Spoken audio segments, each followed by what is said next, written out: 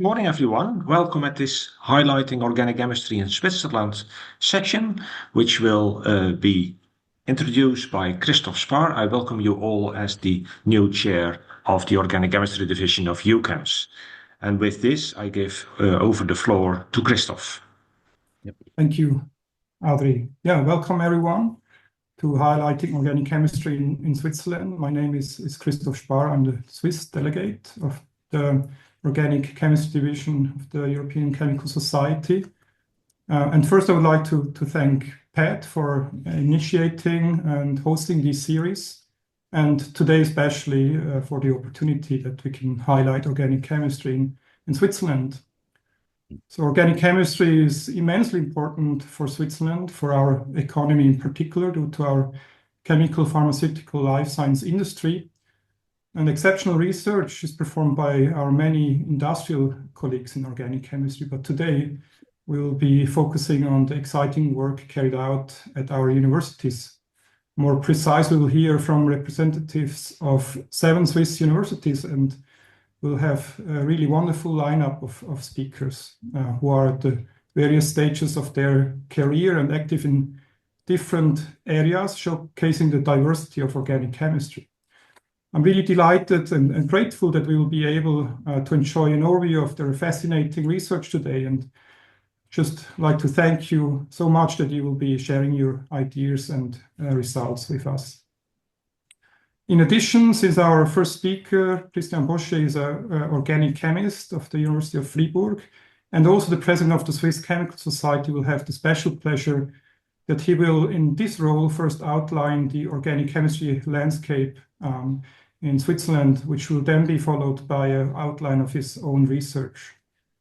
So our program today will start with Christian Bosche, who will be shining some light on organic chemistry in Switzerland.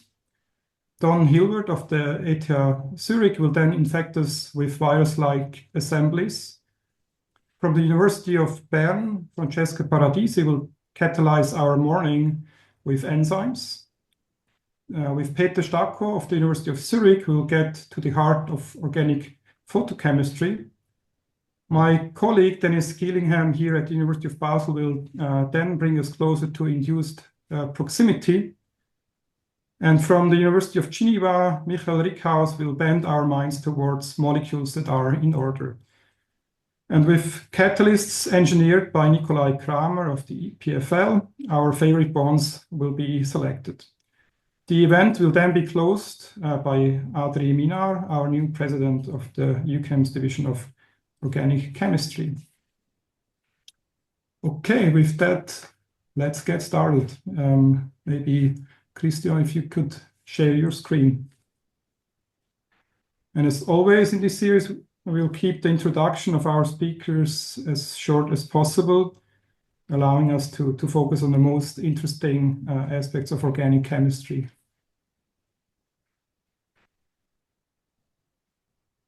Okay, let me see. Do you see? I have now some strange things. Okay, so I guess I would have to share my whole screen and not just. Perfect. Okay. Okay, thank you very much, Christoph, for the introduction. Thank you very much, Pat and Adri, for the invitation to present organic chemistry in Switzerland, but also my research. In fact, initially, I was supposed to talk only about the landscape, and then I abused my position to also smuggle in some of my own research, because this is why we are all here, to hear about research. I will first start to give an outline of what happens in organic chemistry in Switzerland.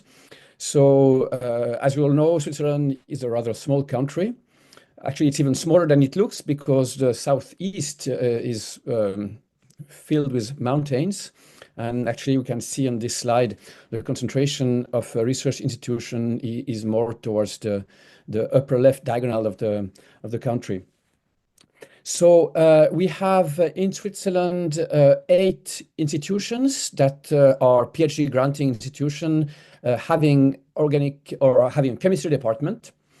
And among these 8 institutions, 2 of them are Federal Institute of Technology, the ETHs in Zurich, and in Lausanne, the EPFL. And the remaining institutions are universities, starting from the west, University of Geneva, University of Neuchâtel, University of Fribourg, Bern, Basel, and University of Zurich.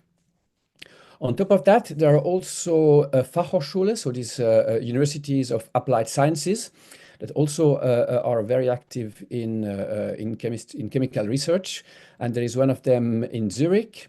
There is one of them in Basel, or let's say in the northern part of Switzerland. And there is a fairly large consortium of smaller schools that are grouped together as the HESSO, University of Applied Science and Arts, Western Switzerland. All these institutions are public institutions. They are supported both by the Swiss Confederation and by the local cantons, the local states. The budget for research and education in Switzerland at the federal level is about 30 billions. Sounds a lot, but of course we would like to have it more. And the last news are not so optimistic for the future. There will be some cuts, probably like everywhere else in the world. To help all these, and I must say from a personal point of view that working in chemistry in Switzerland has been a real pleasure in the last 30 years. There is an exceedingly high level of collaboration, friendship. Whenever some of us need something, an instrument, an experiment, or just an advice, we would just take the phone or take the train and go to a neighbor and discuss about that. So that's a real, it's really outstanding. And I must say, I've traveled all over the world, but the level of collaboration here is really, really very high, and it's really a pleasure and a fantastic collection of highly skilled colleagues. To help all these institutions to collaborate and to exchange, the Swiss Chemical Society plays a central role. This is really the main hub to exchange information and to orchestrate activities. The Swiss Chemical Society organizes symposia, meetings, workshops, summer schools, awards, lecture tours. So it's a very active society, and we have more or less one big event per week. So this is it's quite a lot considering the size of the country. Also, a main actor to promote research in Switzerland is the Swiss National Science Foundation. It is funded through mainly through the Swiss Confederation. So a part of this 30 billions is channeled through the Swiss National Science Foundation, which supports, well, in the past supported infrastructure. This may change in the future, but supports project, but also supports careers. And I must say that the career support section of the Swiss National Science Foundation has been a massive success story. And many of us today speaking actually have gone through their support at some point in the career. In particular, since these universities or institutions are organized by the local states, let's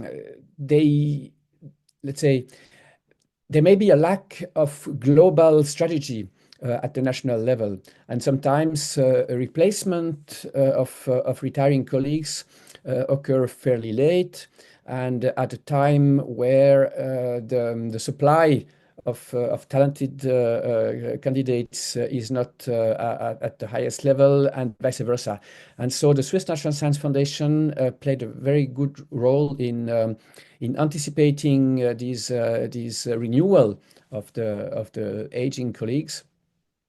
And they had this program of assistant professorships that has been really, really successful. So yeah, so I think this is it for the academic landscape. But of course, as Christophe mentioned in his introduction, Switzerland has a very long and strong tradition in organic chemistry. Very, very active industry. I here listed a few names, and I deeply apologize because there are plenty of others. It's just that those who came to my mind, but there are literally hundreds of companies active in chemical or pharmaceutical research in Switzerland. Some of them are huge and are very well known throughout the world. I'm talking about Roche, Novartis, Syngenta, Lonza, but there are really plenty of those. Also, lots of research has been awarded with Nobel Prizes, starting, and perhaps I hope I don't miss anyone. I think in organic chemistry, it started with Paul Carrer in 1937 in Zurich, Leopold Ruzicka at the ETH, and I think the latest in organic chemistry was Vladimir Prelog. We have plenty of others in chemistry in general, in NMR, but yeah, so we should probably get to work a bit more in organic chemistry to fill the gap.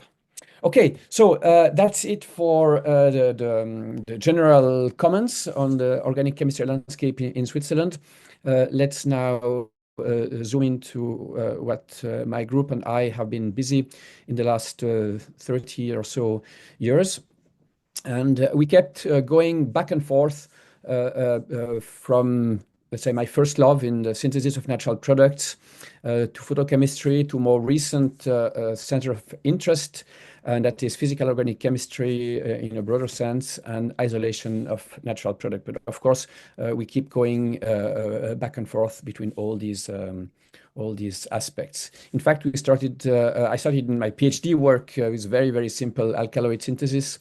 And then moving on to a little bit more complex natural product. In fact, let me just go with the laser pointer. This is the latest edition. Actually, initially, I wanted to talk about that today, but it seems that we are not completely finished. We have the per-acetylated analog, and I know that this is very dangerous to pressurize a student to finish the last step just because we have a talk to give. So at the moment, we may well have finished it as of today, 10 o'clock, but yesterday we still had only the per-acetylated one. We also synthesized non-natural product, this deuterated tetramethyl methane. It was an interesting story. It's a gas, it's a chiral gas, but that perhaps will be the topic of a later talk in the future. This chondrotamide that we are synthesizing actually came from a long-time collaboration with the University of Yaoundé in Cameroon, where we are collaborating to isolate natural products from the Cameroonian rainforest, and chondrotamide was isolated by these people not far away from Yaoundé in the rainforest. And actually, this picture was taken by myself during COVID time. I think the rainforest was probably one of the safest places on earth to be at that time, except for the snakes. Okay, but the story I would like to talk about today is about photochemistry. And it started, 25 years ago, when we were interested in developing functional groups that would react photochemically, but specifically at a very well-defined wavelength. We call that property chromatic orthogonality, by analogy to the more classical chemical orthogonality that is illustrated in the protecting group chemistry. In that framework, protecting groups are considered as orthogonal when they can be addressed or removed selectively by a type of reagent in any given sequence. And in our strategy, we would like to effect that with light by shining monochromatic light beams of the right color. And because the selectivity comes from the color, we call that chromatic orthogonality. And so over the years, we showed plenty of examples. This is a very early series of experiments where we would have a diester, both termini being protected with the different photosensitive groups. These sensitive groups were actually well known. We were just users of stuff that was developed earlier by others. But when exposed to a high energy light, 254 nanometer, this diester would lose the benzoin terminus to give this monoester, well, diester after methylation with diazomethane in fairly good yield. But when the same diester was exposed to a longer wavelength, then the other terminus would be removed. Therefore, by the choice of an external stimulus, we can decide what happens on the molecule. And this the selectivity was independent on the distance between the two groups. I mean, photochemists know that very well. There can be energy transfer. So the fact that we can selectively localize energy at one site doesn't mean that this is this site that will react. So we had to check that. But indeed, in that case, there was no significant energy transfer, and the selectivity remained fairly constant, regardless of the distance between the two sites. So globally, it means that we have an object that has two different sites, and we can address these two sites selectively by using a light beam of the right color. But in fact, that was an early success, but it was some kind of a bittersweet success.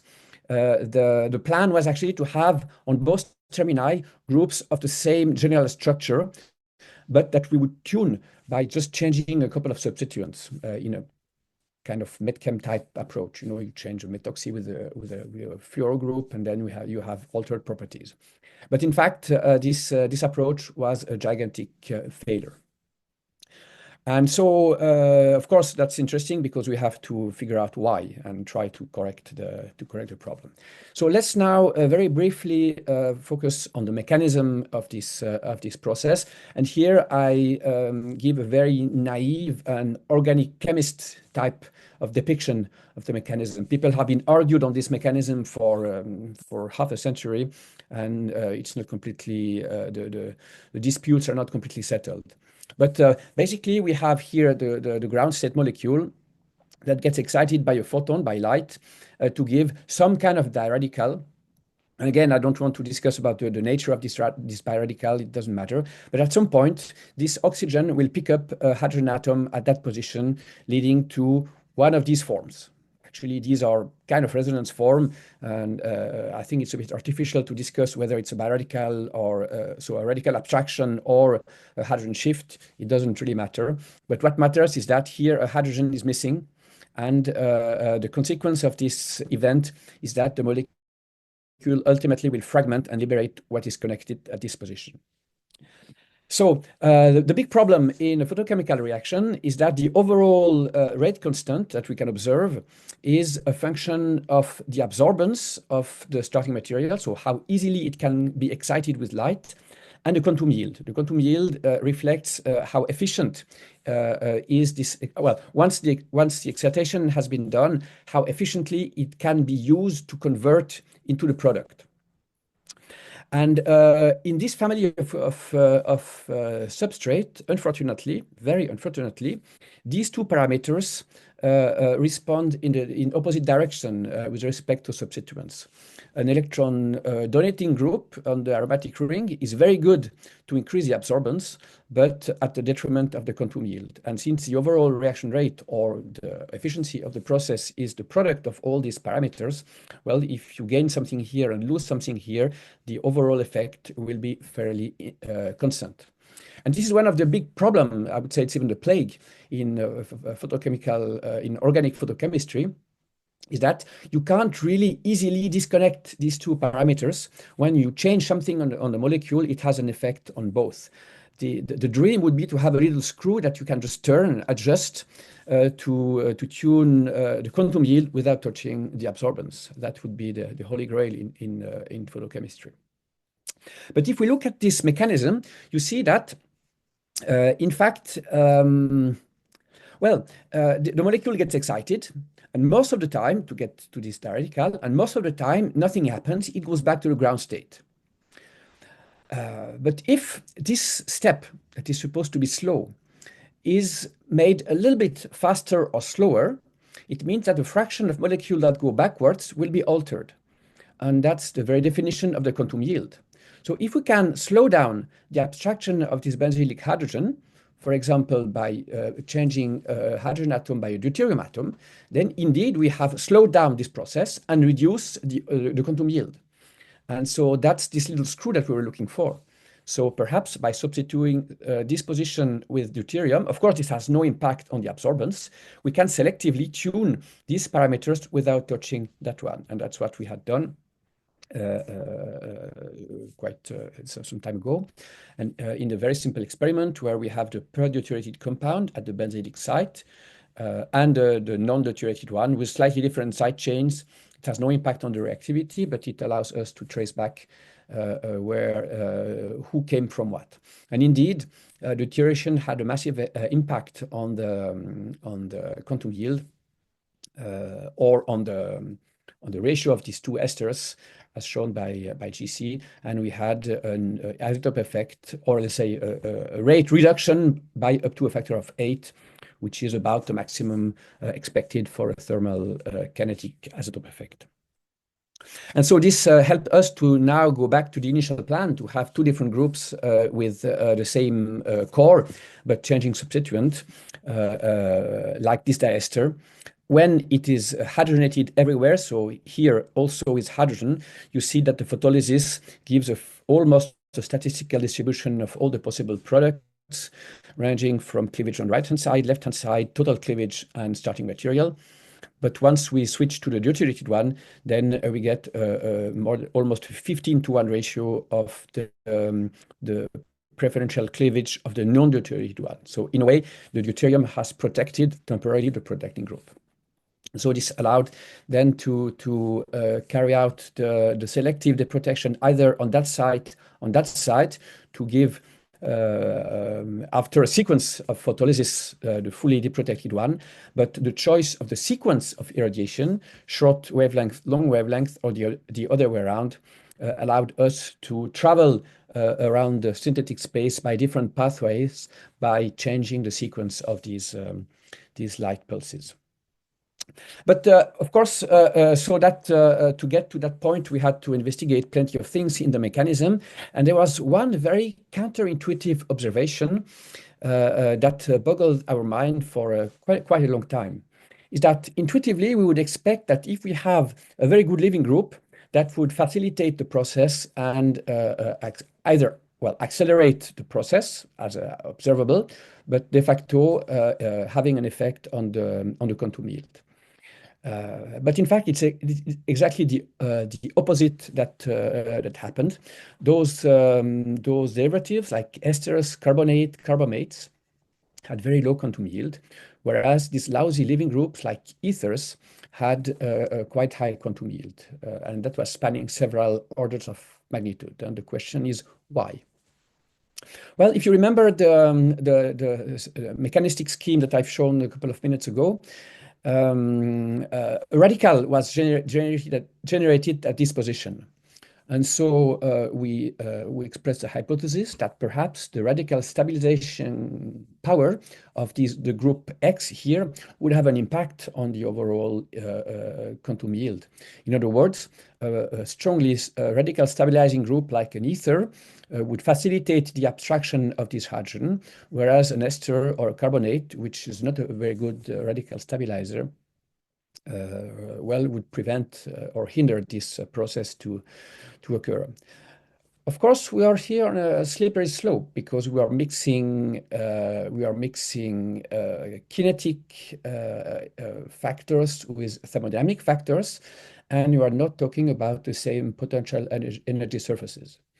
And so this is where I turn to my good friend, the late Professor Thomas Bally, and Thomas Solomek, who, by the way, was also a laureate of the Swiss National Science Foundation Assistant Professorship at the University of Bern, and he moved recently to Amsterdam.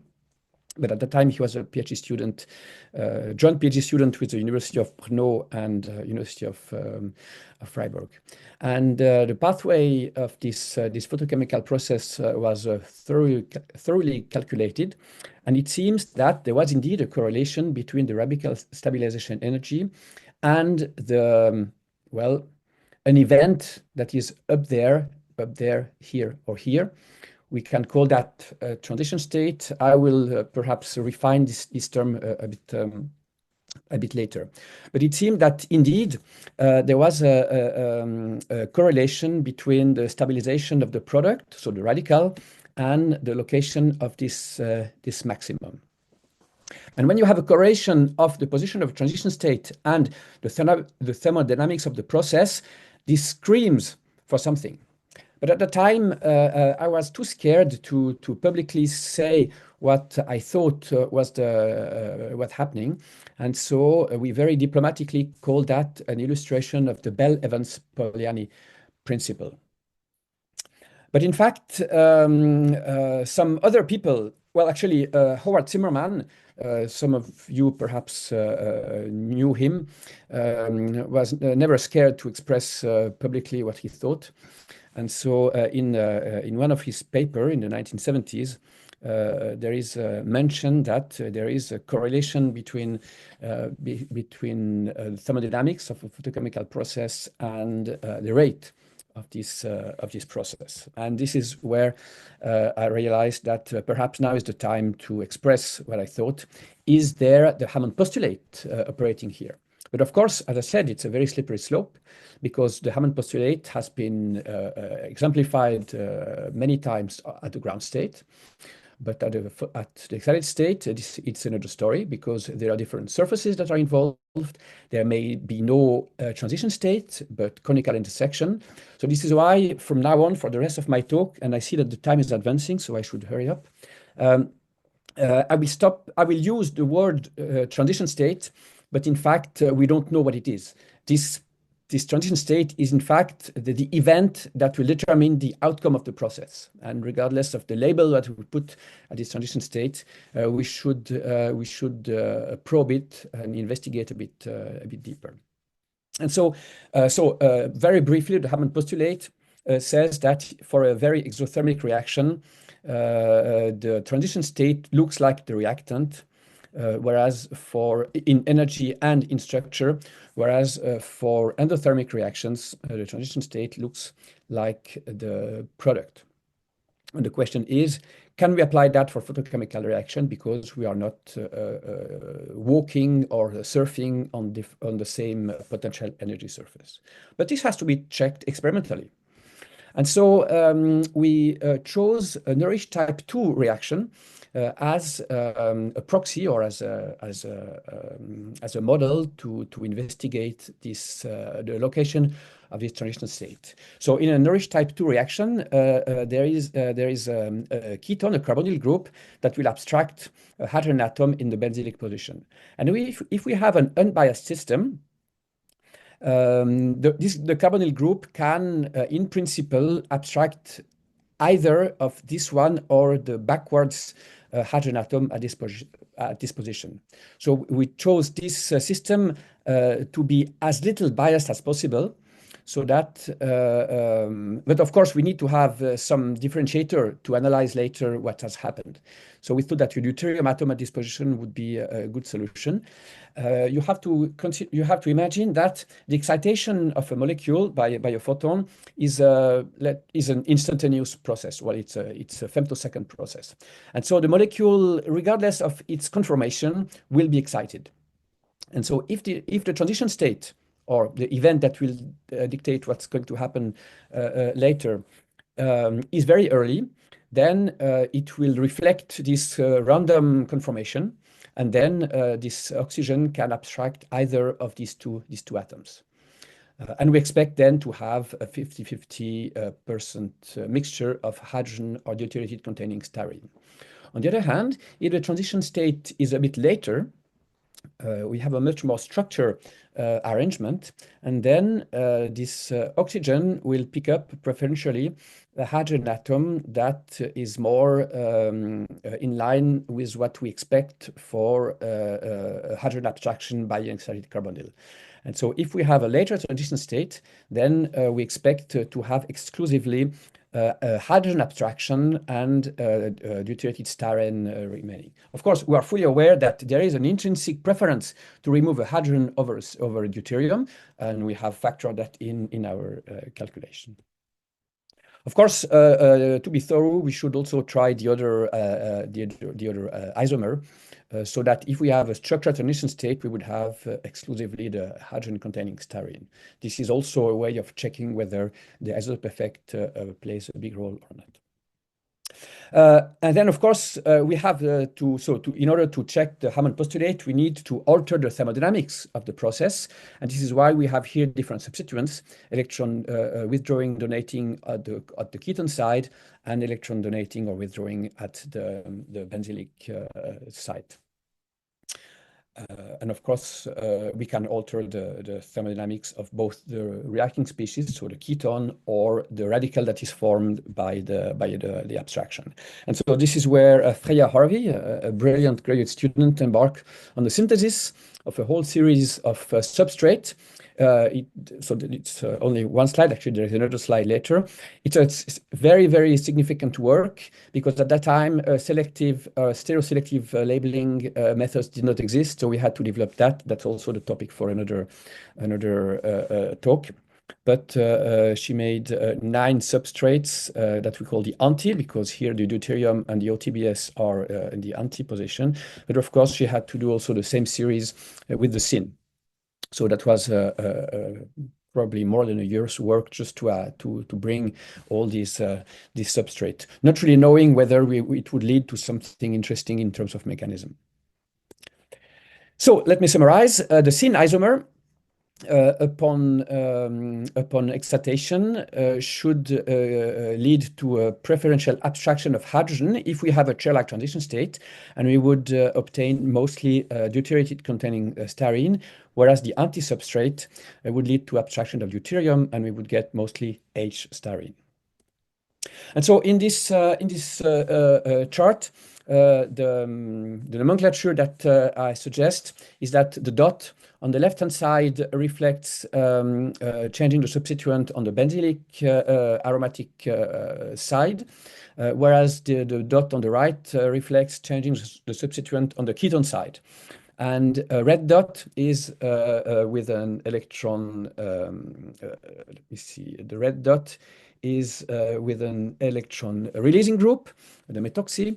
Yellow is neutral, is hydrogen, and blue is the electron withdrawing group, like a trifluoromethyl group. And so so basically, if we stabilize the radical and destabilize the reactant, the starting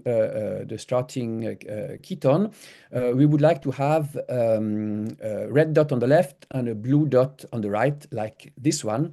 And that means that we have an early transition state, because we make the reaction more exothermic. Yellow is the normal state, and red is the opposite, where we destabilize the product, stabilize the reactant, and have a later transition state. And you see that with the anti-substrate, when we have this, when we shift the transition state more early, let's say when we stabilize the product and destabilize the reactant, we have a very significant shift of the selectivity towards a lower selectivity, lower content of styrene. So that means that we have an unstructured transition state, which is compatible with an earlier transition state. Whereas if we have here a later transition state, then the selectivity is much higher. So we have here 94% of the D-styrene and only 4% of the A-styrene. So it seems to go there is clearly a correlation. And if we go for the syn substrate, then we have the opposite effect operating.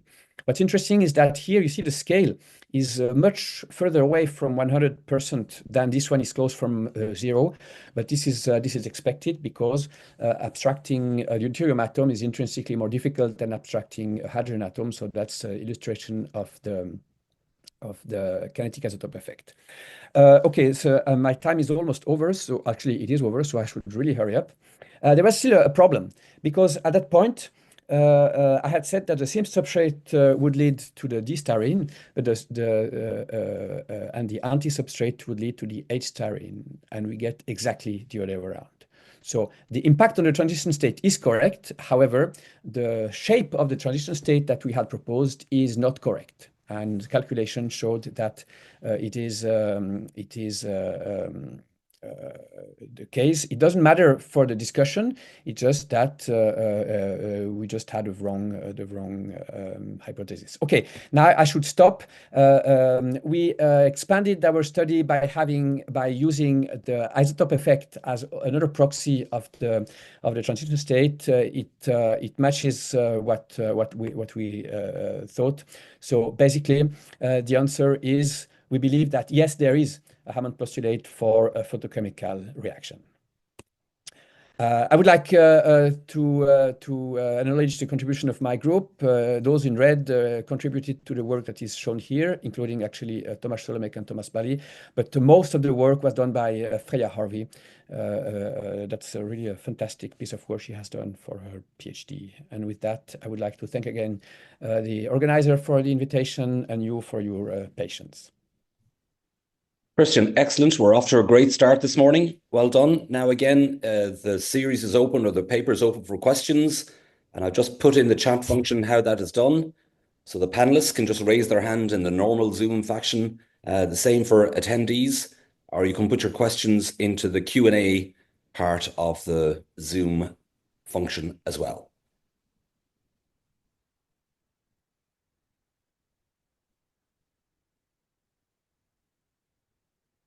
So maybe I'll just kick off. Christian, excellent presentation. I had not heard of the term chromatic orthogonality before. So there's a bunch of protection group strategies that people have in place, and that's a new one for me. So excellent work on that front. Have you ever applied it in an area where orthogonality of protection groups is really important, like carbohydrate chemistry? We have done some work in this direction. It's unpublished, but it has been used by others in biology, for example. So if you want to release different neurotransmitters within a cell, you can feed to the cell a mixture of these of groups with these chromophores, and then by shining light of the right wavelength, you can liberate either an inhibitor or an enhancer of neurotransmission. And so we have applied that in peptide synthesis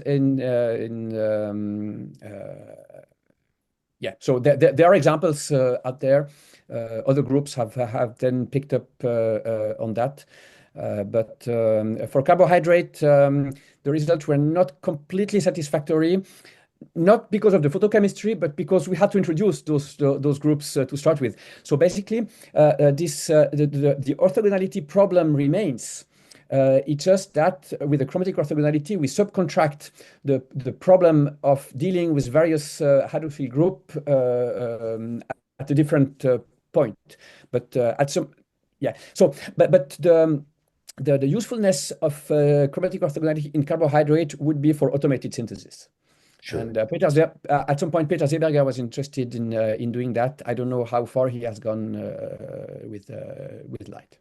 Okay, there's a question coming through then from Ionis Lykakis. So hopefully the system works. So, Ionis, if you ask your question. I think yes, but yes. Perfect. Okay, thank you very much. So thank you very much for this great presentation. I would like to do a small question about is it possible to apply also, except the intramolecular competition of H and D, deuterium and hydrogen, to the intermolecular competition for the measurement of KH, KD? Yes. This is actually we have in the in the first slide where I was mentioning isotope effect, we use the intermolecular competition to actually measure the size of the isotope effect. So if I understand your question well, the answer is yes. Yes. We can also use that for the intermolecular selection. Okay, yes, this is my question. So thank you very much. Perfect. Thanks, Jonas. So perhaps in the interest of time, we'll pause there. Thanks again, Christian, and I'll pass back over to Christoph. Well, thank you very much. Okay, so our next speaker is Don Hillwood from the ETH Zurich. So again, I was asked to keep the introduction very short, not to go into the career and the achievements, which would take very long. And so the talk is entitled Evolving Virus-like Assemblies in the Lab. Don, the floor is yours.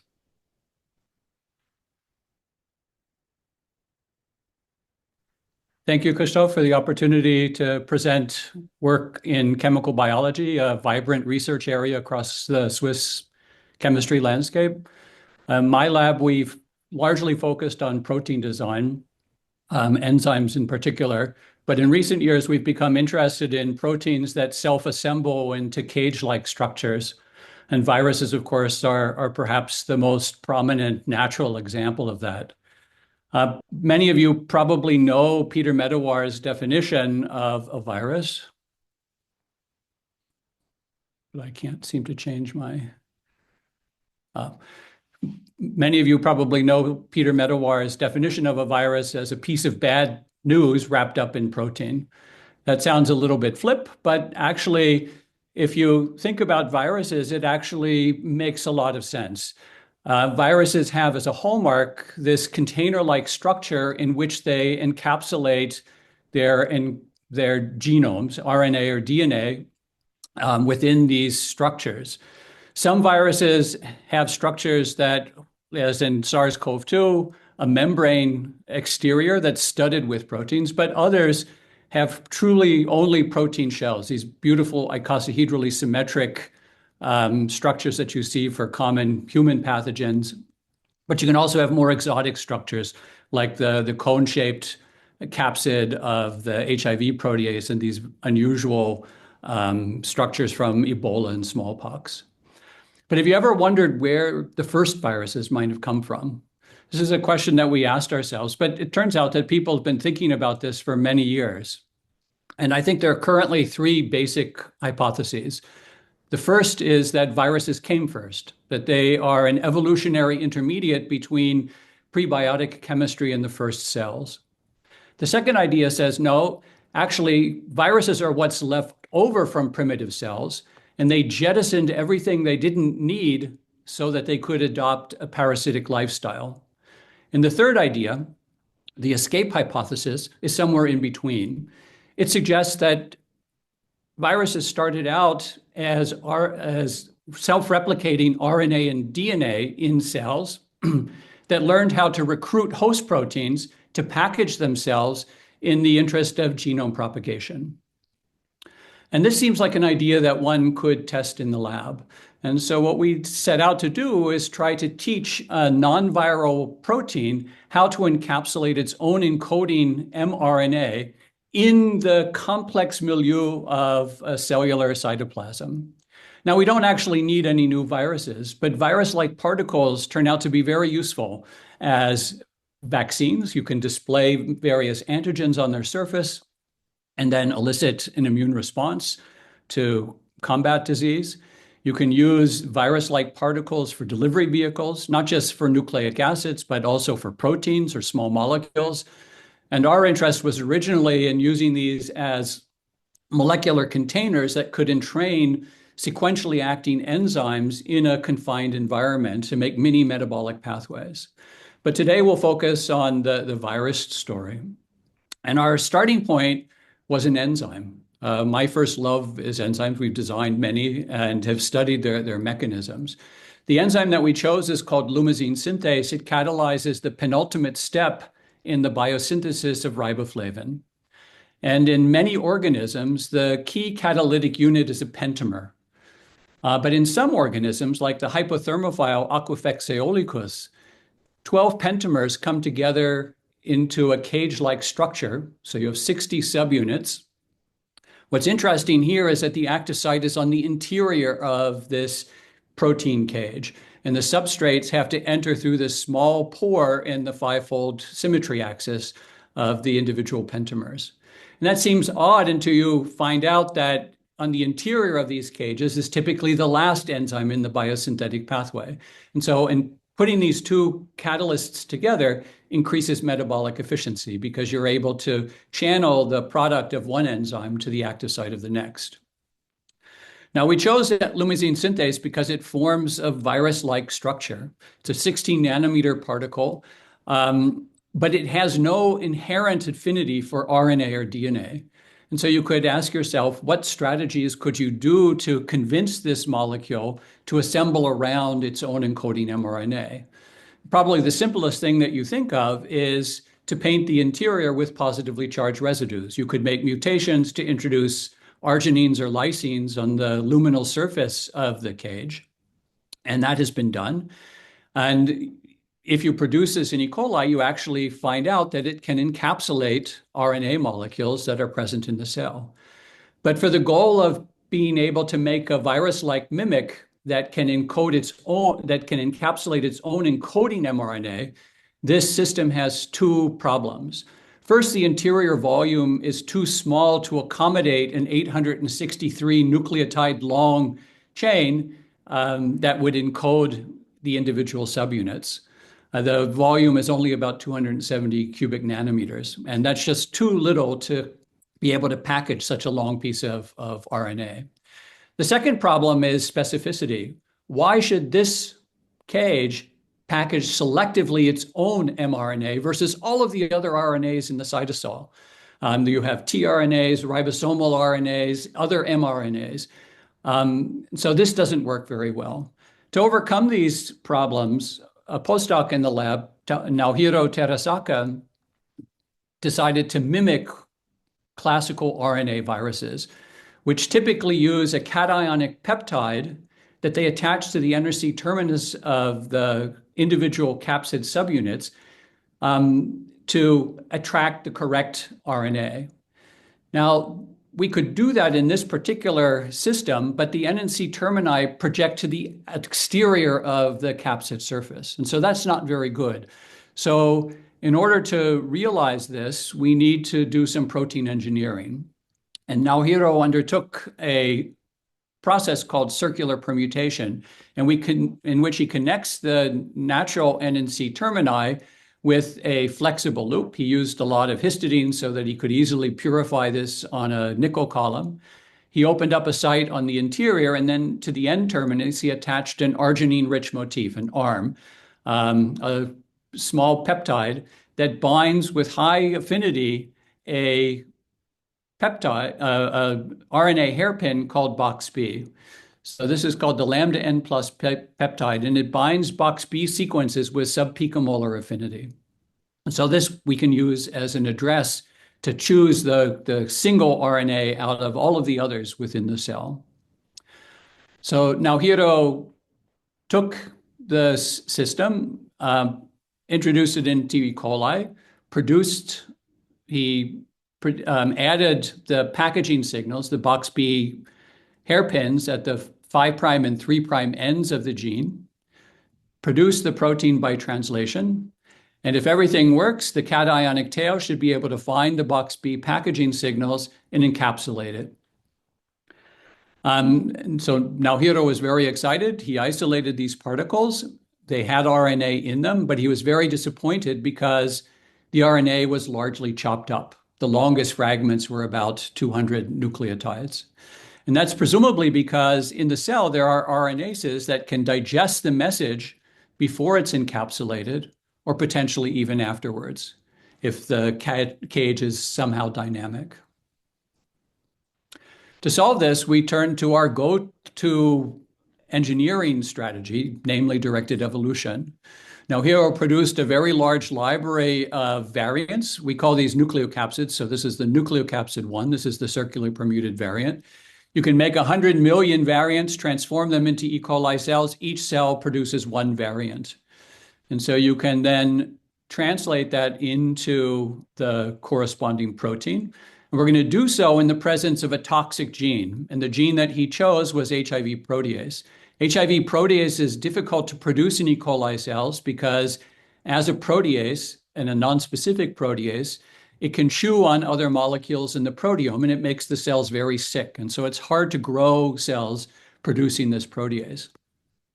But if you append the BoxB packaging signals to the 5' and 3' ends of the gene, then if you have a variant that can encapsulate it, you could place a physical barrier between the RNA and the ribosome, and you can prevent translation. And that means those cells will grow. So we can take this huge population of variants and find the small number that allow the cells to prosper. And we can isolate those sequences. We can then take the winners, clone them into another plasmid, reattaching the BoxB packaging signals, and then transform it into E. coli to do another round of selection. In this case, we're going to transform the cells with the plasmid. We're going to transcribe the message. We're going to translate it into protein. We're going to assemble the nucleocapsids, which we then isolate in vitro. And now we can apply selection pressure for what we want. We would like to have a shell that first contains full-length message and protects it against degradation. And to do so, we can challenge this with a nuclease. Initially, we chose benzonase, which is a dual DNase and RNase. It's a large molecule, so it shouldn't be able to penetrate into the shell easily, at least. And then after we treat it with this nuclease, we can isolate any genes that are full length and then amplify them using reverse transcriptase and then PCR. And we can introduce additional mutations in this process. And then we can repeat this. We can retransform, retranscribe, amplify the protein, isolate the capsids, and increase stringency by using a much more aggressive nuclease, namely RNase A, which is only 124 amino acids long, for 1 hour. We re-isolate the full-length winners, amplify them, introduce new mutations, and then repeat the process one more time, increasing stringency further by using a cocktail of RNases and treating the particles for 4 hours. And then we isolate the winners and then characterize them. So in this process, we take our starting circularly permuted variant, which now Hiro was able to show forms capsids. And one thing I didn't mention was that these capsids actually have twice the diameter of the original wild type. So they've expanded, so they should be able to accommodate the genome of the gene encoding the particular capsid subunit. In the first round of evolution, which involved the HIV protease selection and the benzonase challenge, we isolated a handful of mutants. The best one had 6 mutations. Most of them are right in the core of the protein. And some of those mutations were very surprising. They changed a hydrophobic residue, which is good for the interior of a protein, to a polar residue, which is not so good. It's not something that we would have done deliberately, but this what turned out to be a good variant. It still assembles into cages. And then we took it, then did the next round of amplification, mutagenesis, and RNase challenge. We introduced another 5 mutations. These mutations tend to be on the periphery of the subunit and are probably important for packaging. And then you can see in the micrograph down here that the particles are much more uniform than the ones here. These are somewhat deformed.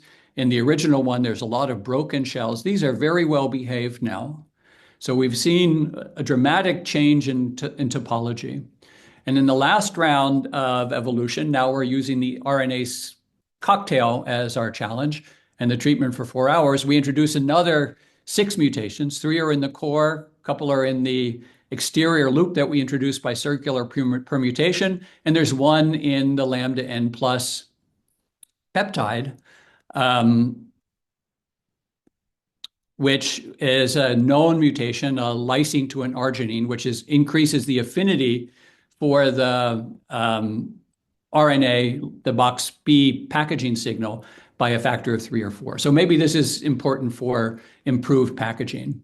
In fact, in this last round, we increased the yield of particles by a factor of 10. So it's another advantage of using this kind of directed evolution approach. So what actually happened in terms of RNA packaging? Let's focus on the gel on the right initially. Here we're staining broccoli aptamer that was included in the packaging cassette that we used. And this binds fluorophore. And so we can easily see the full-length gene. This is the runoff transcript of the 863 nucleotide mRNA that encodes the nucleocapsid. In the circularly permuted variant, you don't even see a trace of any signal whatsoever. In the NC2 variant, there's a little bit, but it's very hard to see in this gel. But after the RNA treatment, you can clearly see full-length mRNA present. And in the last round, this increases by a substantial amount. If we look on the gel at the right, here we're staining with gel red, so we see all of the RNA that's present in the cell. So each of the capsids has plenty of RNA, but most of it's just host RNA. And after the initial selection, it turns out there's a lot of ribosomal RNA, the small subunit of the ribosome. This is this strong band up here. And you don't really see much of any of the gene encoding the mRNA for the nucleocapsid, except until we get to the ribonuclease. And after 4 rounds, we get rid of most of the host RNA, and this is preferentially enriched. Interestingly, we found out in retrospect that the ribosome actually has lots of hairpins on its surface that resemble box B and are known to bind the lambda N plus peptide, albeit with slightly weaker affinity than box B itself. And so this would explain why ribosomal RNA is a good competitor, particularly in the early stages of design and evolution. But we can outcompete it as we improve the capsid structure. We can quantify this if we look at our starting nucleocapsid. This is the circularly permuted variant. In the white bars, you see the total number of RNA nucleotides per capsid. And you can see at the start, we had maybe 500 and 600 nucleotides. But after the first round of evolution, this jumped up to 2,500 and leveled off around 3,000 as we got to the later stages. In blue, you can see the number of full-length mRNAs present in each particle. For NC1, there's nothing. For NC2, there's a sliver. NC3 basically has about 1 full-length mRNA per particle. And after evolution, the most evolved variant has between 2 and 3 full-length mRNAs. To me, that was a really amazing result. This was possible through a very, very simple optimization procedure involving random mutagenesis and selection and then these nuclease challenges. So what actually happened in structural terms? To understand that, we turned to cryo-EM. Stefan Tetar, a senior graduate student in the lab, learned cryo-EM to monitor the evolutionary trajectory. And he first took on NC1, a choice that he immediately regretted because this turned out to be a very difficult sample to work with. It's quite heterogeneous, and there are many different sized particles. Nevertheless, cryo-EM is this incredibly powerful tool, and you can look at thousands and thousands of particles. In this case, I think he looked at about 50,000 particles and was able to determine 2 different structures. And the structures were unprecedented, porous assemblies made up only of pentamers. These are not like standard icosahedral structures. Instead, these have tetrahedral symmetry. And they consist of 120 or 180 subunits, organized, as I said, as these pentamers. And based on the colors here, you can see that NC1 has 2 symmetrically distinct pentamers. They have exactly the same sequence, but they adopt slightly different conformations that allow the particle to expand compared to the wild type, which is only composed of 12 pentamers that look a lot like these red ones. The second variant has 180 subunits, and it has 3 symmetrically distinct pentamers. And in both cases, though, you see these very large keyhole-like slots in the shell wall. These are about 4 nanometers in diameter. And so it would explain how a small nuclease would be able to penetrate in and digest any RNA cargo that might have been in the interior. Stefan then moved on to NC2, and it turns out that this is similar in structure to the 180 mer from the NC1 family.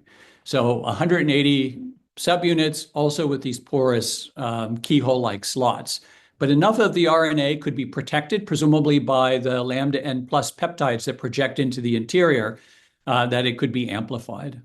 He then took on the structure of NC3, which is the same as the structure of NC4, at least in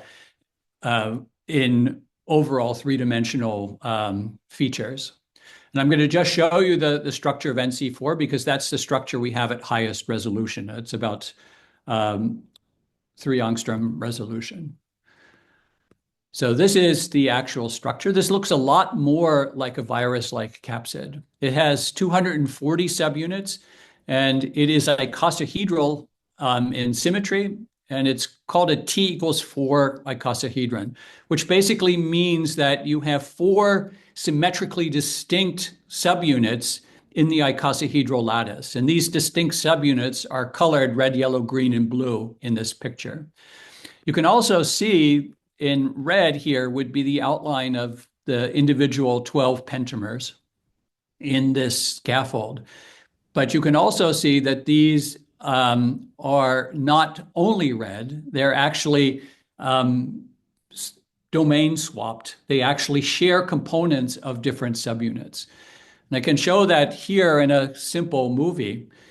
This would be the outer surface. This is where we introduce the loop. This would be the N-terminus on which the lambda N plus peptide hangs. So we introduced, we mutated roughly around 10%, 12% of the entire protein. And the first mutations that were introduced are in white here, then in gray, and then in black. And you can see that most of these are found in the core sheet of the individual subunits. And as I told you, we introduced charged residues into the interior, which destabilized it and allowed the N-terminal helix and strand to dissociate and serve as an arm that can grab onto an adjacent subunit. That second subunit can grab onto a third, and the third can grab back to the first. So you have a kind of a football-like huddle. This is called a domain swap. And it really is possible was made possible by the mobilization of mutations like this glycine to an aspartate right in the middle of the protein. Now, NC3 and NC4 have the same overall topology, but the yield of NC4 is 10 times higher than the yield of NC3. The amount of E. coli RNA that's encapsulated drops dramatically, as you saw in the gel early on. And the amount of the nucleocapsid mRNA, that increased by a factor of 2 to 3. So why is that? We have 6 mutations that differentiate these 2 proteins. One of them I told you was this lysine to arginine mutation, which increases the affinity of the packaging peptide for the BoxB packaging signal by a factor of 3.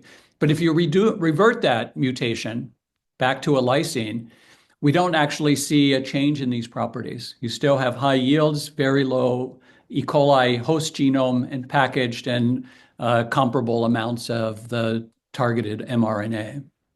So what's different? What's different is the RNA itself. mRNA doesn't simply exist as a long extended polymer. It actually can form intramolecular hydrogen bonds, and it can fold up.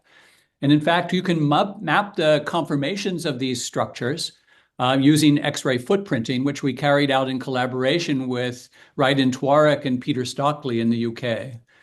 And using that method and an analysis by Rydon of the top consensus conformational states for NC3, you see here at the top 2 different folds.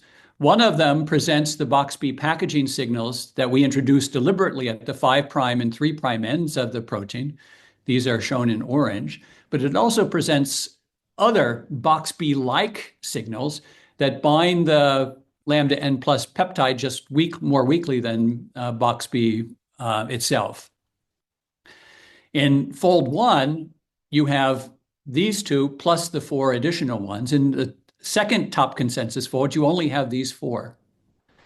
So this is a highly dynamic population of folds, and it differs very much from what we see for NC4, where the top folds only present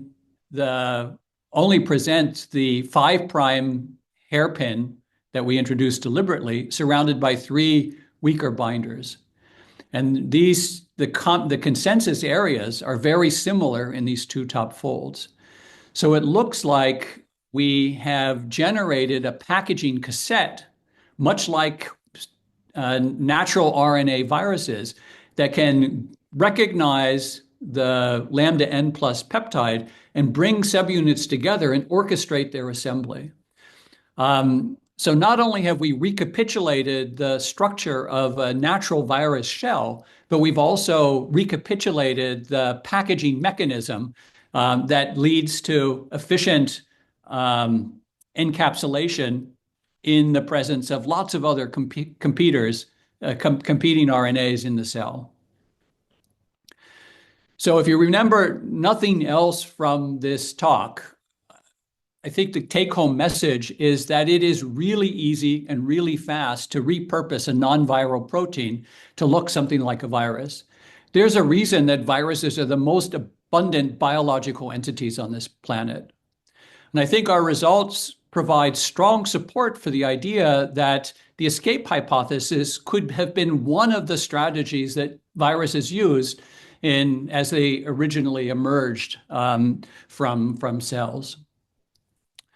Now, in our trajectory, we started from a capsid-like structure and went through these porous intermediates to generate something that looks a lot like a virus. In principle, since lumazine synthase in many organisms is only pentameric, one could start from a pentamer and repeat this process and see where we end up. Do we make these kinds of structures? Do we make other kinds of icosahedral capsids to protect the mRNA that's being encoded? We could also start with completely unrelated proteins. If you have enough time and enough rounds of evolution, we should be able to generate systems in which we can package a gene with efficacy. Looking forward, I think this study opens up lots of interesting opportunities.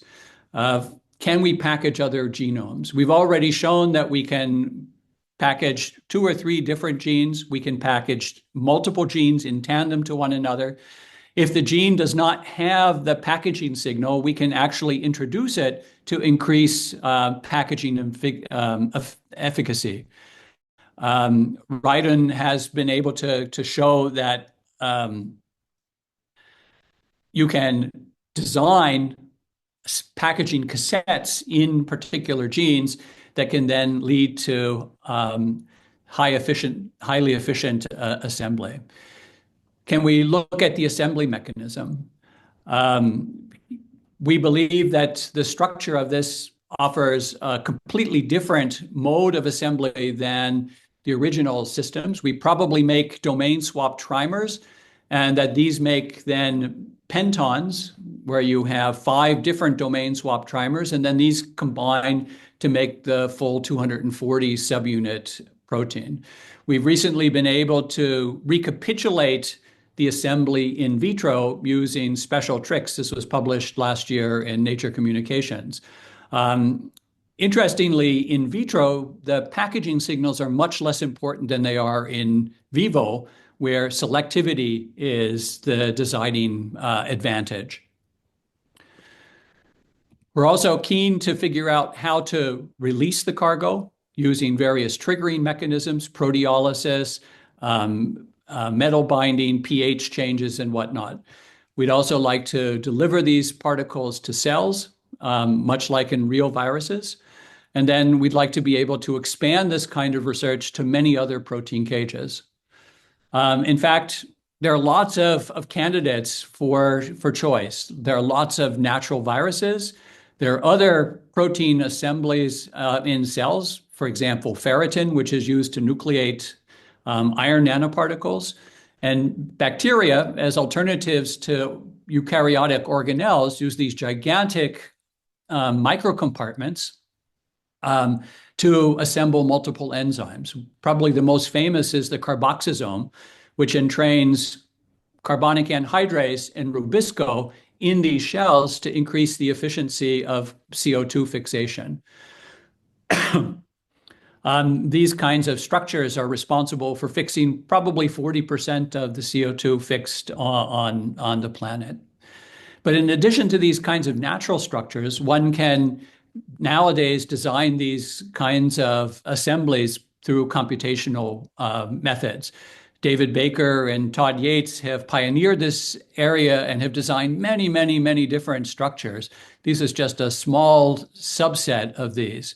We've used this first design called O333, and we've supercharged the interior with positive charges and have been able to show in this JACS paper that it will take up siRNA, deliver it to cells, and then release it to the cytosol where it can then knock down genes.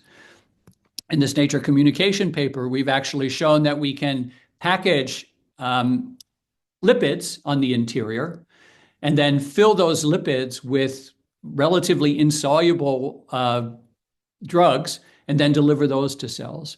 So I think these kinds of structures provide a lot of interesting advantages for practical applications looking forward. And let me just mention another lumazine synthase variant. This is ALS 13. This is the very first protein that we evolved using the ALS scaffold. This has a negatively charged interior and can bind positively charged proteins at rates approaching the diffusion limit. And we have used this to create mini nanoreactors in which we've assembled multiple enzymes on the interior. So I think this gives you an idea of the kind of research that is possible using these tools. And I think that there's an exciting future ahead in making nanoparticles with tailored properties, because we can engineer all of the surfaces of these systems, the exterior, the interior, and the interface. And this can give rise to just a cornucopia of exciting molecules to play with. So with that, let me close and thank the people who are responsible for this study. Naohiro Terasaka did the initial selection experiment. Stefan did the cryo-EM studies. Angela worked on the biochemical characterization of these particles, and Malhori was able to, together with Angela, establish the in vitro assembly mechanism. Naohiro and Angela are now assistant professors. Naohiro and Mao are both assistant professors in Tokyo. Angela is an assistant professor at the APFL, and Stefan is doing a postdoc in Cambridge. We also have our collaborators to thank, Nenad Ban, who taught Stefan how to do cryo-EM, Raidun and Peter for the X-ray footprinting. So I'm very grateful to all of them and you for your attention, and I'd be happy to answer any questions if there's any time. Great, Don, thank you very much. Super presentation, as ever. Again, open for questions. In the interest of time, perhaps we only have time for maybe 1-2 short questions, if that's all right. So Francesca, you're straight up. Off you go, please. Thank you, Don, for a great presentation. I just wanted to ask you, in terms of loading, so in terms of mRNA loading, are you limited in somewhat? Is it your system coming close to the efficiency in terms of mRNA loading as the real capsid would be in a virus? I think it's very comparable, in fact. And I think the bigger issue is how can we load longer genes? This is a limitation for using natural virus-like particles because it's difficult to expand their size. And you can change the number of positive charges on the arginine-rich motifs to enhance loading efficiency. But if you compare natural systems and the best nucleocapsid, NC4, they're very, very comparable. Excellent. Thank you. Great. Thanks, Francesca. And one final question then from Clemens Meyer. Clemens, can you hear us? Yeah, loud and clear. Hi, Don, can you hear me? Yes. I can hear you, Clemens. I don't know why my video is not working. So I was wondering about silent mutations in your direct evolution campaign, because is there a significant difference in mRNA stability, which you're indirectly also selecting for in your selection? Undoubtedly. We know that silent mutations in the initial round had a big effect on the success. The silent mutations after the second round were less important, but they clearly influence the folding conformational landscape of the RNA.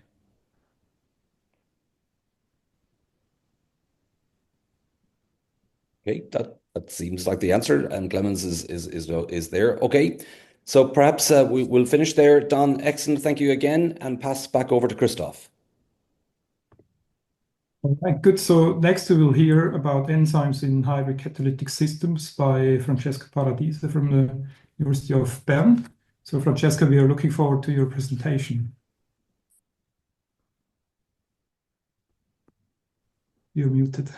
Yes, exactly. Sorry. Can you see my screen okay? Yes. Yeah, great. Okay. So I'm very happy to be able to showcase a little bit what we've been working on in the most recent times in my lab. And we've been always interested in biocatalysis and enzymatic-based systems. But lately, we've been looking at how we can make enzymes work better together with additional type of catalysis in organic synthesis. Let me just see. So if we are thinking of two different catalytic systems, like aqueous, traditionally aqueous-based enzymatic system, and we want to combine it with a more classical organic chemistry method, clearly we know that we have incompatibilities, mostly due to the environment in which the reactions are taking place. And so we need to find a way to bridge the gap if we want to have compatibility between the two systems. So it's well known, and also Don just gave excellent examples of how we can use, for example, protein engineering in different types of protein engineering to evolve enzymes to give improved properties. For example, tolerance to organic solvents is a classic thing. And while we can use directed evolution, so just mimicking natural evolutions in the lab to adapt to new conditions, we can also do rational designs or even de novo synthesis of proteins with improved properties. And very interestingly, I would also say that lately this way of finding something compatible with aqueous conditions has also happened from the synthetic side. And so we have now an array of reagents that are more water compatible. We have seen systems in the literature or catalytic system in the literature, even maybe metal-based, that are also more tolerant to the presence of water. We have expanded to the realm of new solvents, like greener solvents, for example, DES, that are seemingly offering quite a hybrid environment between what could be carried out in water and aqueous and solvent conditions, for example. And certainly, we are also looking at different ways to improve solubility of the reagents in different systems, in different phases. And phase transfer is something that has been really resurfaced, I would say, lately. If we're discussing about integrated catalysis, we have a different type of scenarios. We can have a sequential type of catalysis like we have here, where we have the first catalyst catalyzing the substrate into the intermediate, and then we change the reaction conditions as the second catalyst that will transform the intermediate into the product. And normally, under this initial system, we tend to sacrifice the first catalyst that may not be any longer compatible or tolerant to the change in conditions, but we don't mind because we have already achieved our intermediate, prepared our intermediate. More ambitious is where we want to have concurrent conditions, where we have catalysts coexisting in the system and they are able to work in tandem by transforming the substrate into the intermediate for catalyst 1, and then under the same reaction conditions, the catalyst 2 transform the intermediate into the product. And very similar to this one is where we might have a catalytic system, like imagine a dynamic kinetic resolution that retransforms the substrate or the remaining substrate back into, say, the racemate, and then allow only the intermediate, the chiral intermediate, to be transformed into the product or something like this. And clearly, the concurrent integrated catalysis approach is much more demanding, especially the farther you are between the two catalytic systems, the more challenging it is.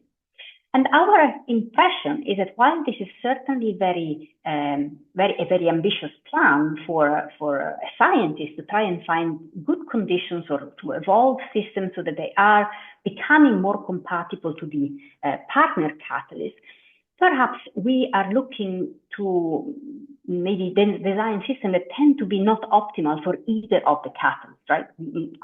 Both of them are being somewhat compromised in their efficiency. And so our idea is that of combining certainly biocatalysis and chemocatalysis, because we think that this is a way of generating a broader array of reactions and reactivities that we can get. And certainly the combinations of both systems is more powerful than each of the technique alone. And also by integrating biocatalysis in chemocatalysis, I really hope that very shortly we will be discussing biocatalysis just as an aspect of organic chemistry, and so no longer like a niche type of systems do things.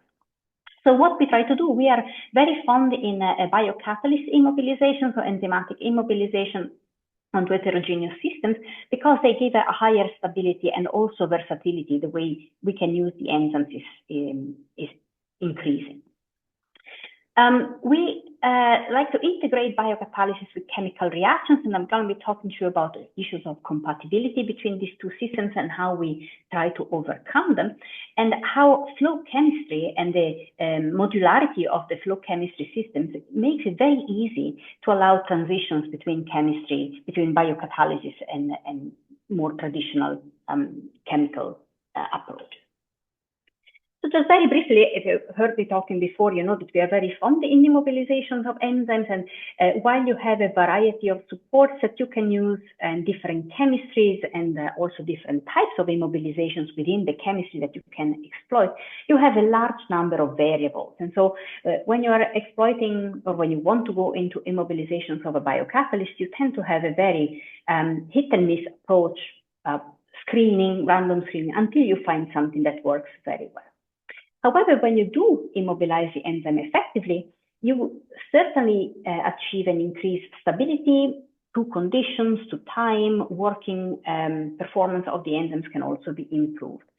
We are particularly keen in using irreversible bonding so that we have no leaching of the enzyme from our support, which gives us a very good metric when the catalyst itself is no longer active. It's not because we have lost the enzyme, but just because the enzyme has inactivated itself on the surface of the support. And we trade in, of course, some catalytic efficiency. And one of the things that we have developed, I'd say, during the pandemic is that we have moved from having a hit or like a trial and error approach to immobilizations to a more rational design of immobilizations using bioinformatics. And David took this on board and showed that it is possible to combine online tools into a new software, which we call it CapyPy, whereby you can just provide the sequence of your enzymes, and the CapyPy retrieves way of designing models or providing models of the enzyme, and then gives you simulations and the visualizations of which surface residues are available. And those are the ones that you're naturally using for immobilizations or routinely using for immobilization. And David is now leading a startup company from our university called EnSite, specifically looking at enzyme immobilization. Over the years, we have exploited the enzyme immobilizations in a variety of chemistries, and we have packed enzymes alone in reactor columns for flow conditions. And this was our first example in 2017, where we converted aldehydes just using alanine as an amino donor using a transaminase enzyme. And then we could separate the phases, the aqueous phases containing maybe unreacted alanine and cofactors from our aldehydes, which could then also, so from the amine, sorry, which we could then purify further to isolate the product pure. And since then, we have clearly evolved quite a bit. You know, we can do now tandem reactions where we have two reactors packed with different enzymes that can work also under very different conditions, for example, temperature conditions or pH, because flow allows to have inlets between the reactors and introduce new reagents. And we can also work with full separations of the aqueous phase back to the reactant, so that we can regenerate also unused cofactor and not just focus on the production of a product. This was an example where we were transforming amine into alcohols via a tandem catalytic system. We've shown also that we can scale up this type of chemistry in flow. Enzymes can be very, very efficient also on a very small scale. And this was an example of the preparations of melatonin, which we could achieve with a super high turnover per day. Just to tell you, we could transform the methoxytryptamine, which is the precursors via acetylations, enzyme-mediated acetylations, to the tune of 30, 40 grams per day with just a tiny column that was hosting maybe 2 milligrams of the enzyme.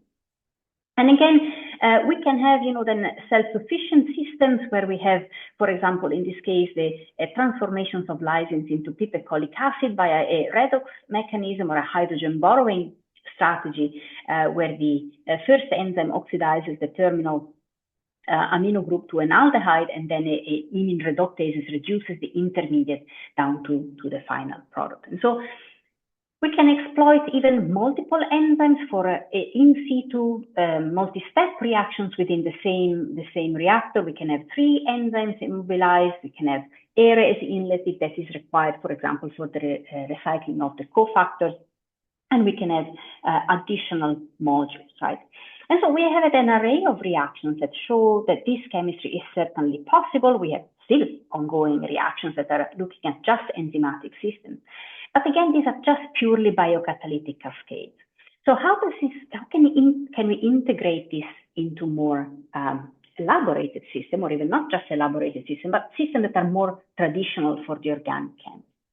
And so I'm going to show you 2 examples that are from last year from our group. One is a publication that we have done together with colleagues in Novartis. And here the idea was that we had a problem set by the colleagues in Novartis for us, that they wanted to synthesize these diaryl molecules containing a chiral amine system, right? And so this was a target molecule because it was useful for a number of reactions that they were looking for pharmaceuticals. And so, of course, by looking at with the retrosynthetic eye to this type of reactions, we could see that we can probably disconnect this diaryl system and imagine maybe a type of Suzuki coupling reaction if we can achieve this intermediate. And then, of course, we can introduce this amino group enzymatically, starting from a carbonyl precursor. And then this type of molecules are commercially available. So this was really not a problem. So our task was to try and set up these reactions to try and combine the Suzuki coupling with an enzymatic step and do this already under continuous conditions. So here what we were thinking when we were setting up the reaction was already thinking forward of what would be required to have the system working in a telescoped manner, right? So without any interventions on any isolations of the product. And so if you're looking at the assembly, at the initial assembly of our system, we can take a transaminase enzymes. I've showed it to you before. These enzymes are capable of introducing amino groups into carbonyls enantioselectively using an amino donor. This is our amino donor for this choice. We had an enzyme that is very efficient. We had a lot of experience with this, and we knew we could do this type of reaction. And then, of course, we generate the amine in these positions that before the Suzuki coupling we need to protect with the Bock protections, classic Bock protection chemistry, before we introduce in a second inlet the boronic acid for the coupling of the reaction. Okay. So clearly, even though we had a good strategy, we had an immediate issue that we had an incompatibility between the aqueous solvent system required for the biocatalytic step and then the Suzuki coupling that we needed to do downstream. So immediately we started thinking of how we can overcome this issue. And what we did is that we started to think of doing reactions in biphasic environment. When your enzyme is immobilized, like we have it here in our reactor, packed in a reactor, like as if it's like a resin packed into a column, the enzyme becomes much more tolerant to the presence of organic solvents. And in fact, what we favor are immiscible organic solvents that we can separate after the reactor. And while they allow for a very efficient phase transfer or mass transfer between the two phases, they really do not seem to impact the enzyme stability over time. The biphasic system was also super helpful in increasing the concentrations of our starting material, that we were working at a concentration of 0.1 molar, which is quite high for the enzyme. And then we had to keep our amine donor in a buffer system. So here I color-coded the aqueous stream from the organic stream so that you can see a little bit what's happening. In our reactor, the two streams mix very efficiently, actually, and then we can separate them. Once we've clearly optimized all these parameters, we can separate the solvent that now would contain perhaps some unreacted carbonyl system and the pyruvic acid, the acetophenone here that we've generated as a byproduct of the amino donor, we can eliminate it. And then our now generated amine is moving into the aqueous system. Okay, so this reaction is about a 60% conversion, which is not great. Meaning that we carry with us also unreacted methylbenzyl amine in the system. But we thought of not worrying too much about optimizing it because we could recover the unreacted ketone and recycle the reaction multiple times over and over. So this is where we were at. We need now to protect the amine with a Bock protection group. And traditionally, this can be done very easily also in water. You tend to dissolve the Bock maybe in THF or even acetonitrile. The Bock anhydride in acetonitrile works very well. But then we would have had a monophasic system after our protection. And so we thought, how about we change the way we do these reactions and we dissolve the Bock anhydride into an immiscible solvent such as toluene, for example. So here we are carrying forward our amine, this one, the product, and as well the other one. We have an inlet, this is in water, we have an inlet of our anhydride, Bock anhydride in toluene, which is therefore forming a biphasic segmented flow system. We let the reactions happen in a simple coil reaction, and now our Bock protected amine is soluble in the organic phase. We can eliminate everything that is water, we don't care about it anymore, but we have a product of our reactions with very high conversion in organic solvent, which is now much better and much better suited clearly for the Suzuki cup. And so then the next step was to add the boronic acid. We had a couple of examples. We optimized the amount of palladium, the phosphine, the raffinate phosphines that we needed, and the base that we needed to use for the final step. And then here the system is fully organic. We have the base now in water. Again, we have a coil for the reaction to happen. We can do this at the correct temperature, 100 degrees. Our enzyme would not survive this particular temperature. Again, we can separate the two phases and isolate our product with excellent conversions and clearly not as high isolated yield, because remember that we have carried with us the unreacted amine from the beginning. So overall, this was quite an interesting step. And what we wanted to show was how perhaps we don't have to optimize our enzyme to be compatible, for example, with the Suzuki coupling, but by solvent switching, so by switching the solvents in which we are carrying our intermediates, we can enable the best reactivity for each of the catalytic steps that we need in our system. And so just a summary of this part, I wanted to show you that there are clearly challenges in integrating different catalytic systems, but that we can bypass the effort in finding compatible chemistry, for example, using flow setups that can simply switch between the conditions that are required.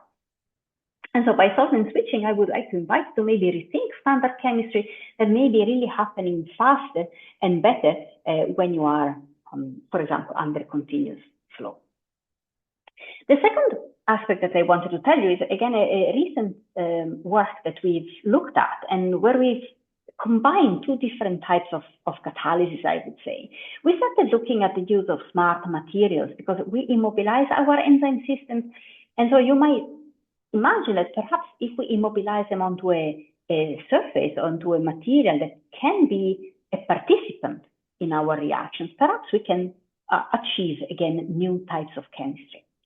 And so, of course, in my group, I had no experience at all in materials, but we were very lucky to get a postdoc joining us for this particular project. And he was very interested in photobiocatalysis, right? Again, something that we have never done, that there are excellent people that are very experienced in photobiocatalysis. But he was telling me it's clearly obvious that when we have photons, as they are traceless catalysts, they're extremely green, and if we can combine them with mild reaction conditions of our enzymatic system and the specificity and selectivity of our reagent, of our enzyme, we get very powerful systems. And of course, in the last few years, if you type into the Web of Science photobiocatalysis or photoenzymatic, you have a shooting up clearly in papers that have come out with this particular topic, right? So we were thinking, okay, but I'm not super sure what we can add to this field where people that have worked on it for almost a decade now. And if you're looking at what has been done, the classic use of photobiocatalysis at the beginning, it started mostly as impacting the cofactor, for example. So you would have like a direct excitations of the cofactor within the active site, and then it change the type of reactions that the enzyme can do, right? So giving you a different system, a different product, for example. Of course, you can also have that the photo catalyst is external, and then it generates an electron transfer, for example, to the substrate or cofactor, again, to establish new types of chemistry. Similar to what I showed you before for the chemoenzymatic systems, we can have two reactions in tandem, like a photocatalyst that generates an intermediate that is then converted by the biocatalyst. And this has also been done, for example, in cells, and one of the main applications is certainly the use of photocatalysis for the recycling of cofactors, which is very nice. And so there are different examples, and I'm showing you here three examples. One of the first, I would say maybe one of the first ones from Frank Holman on the cofactor recycling. Todd Heister on the new reactivity is now certainly one of the most impactful scientists in this field. And I got this from a review that he wrote just a couple of years ago. It is absolutely excellent. Or again, the use of photocatalysis in tandem reactions, which can be sequential. So what is it that what can we add to this very prosperous field already that can be a little bit different? And so Manos is the postdoc that joined my group, and he had a background in material chemistry, and he could do photoactive materials, photoactive polymers, for example.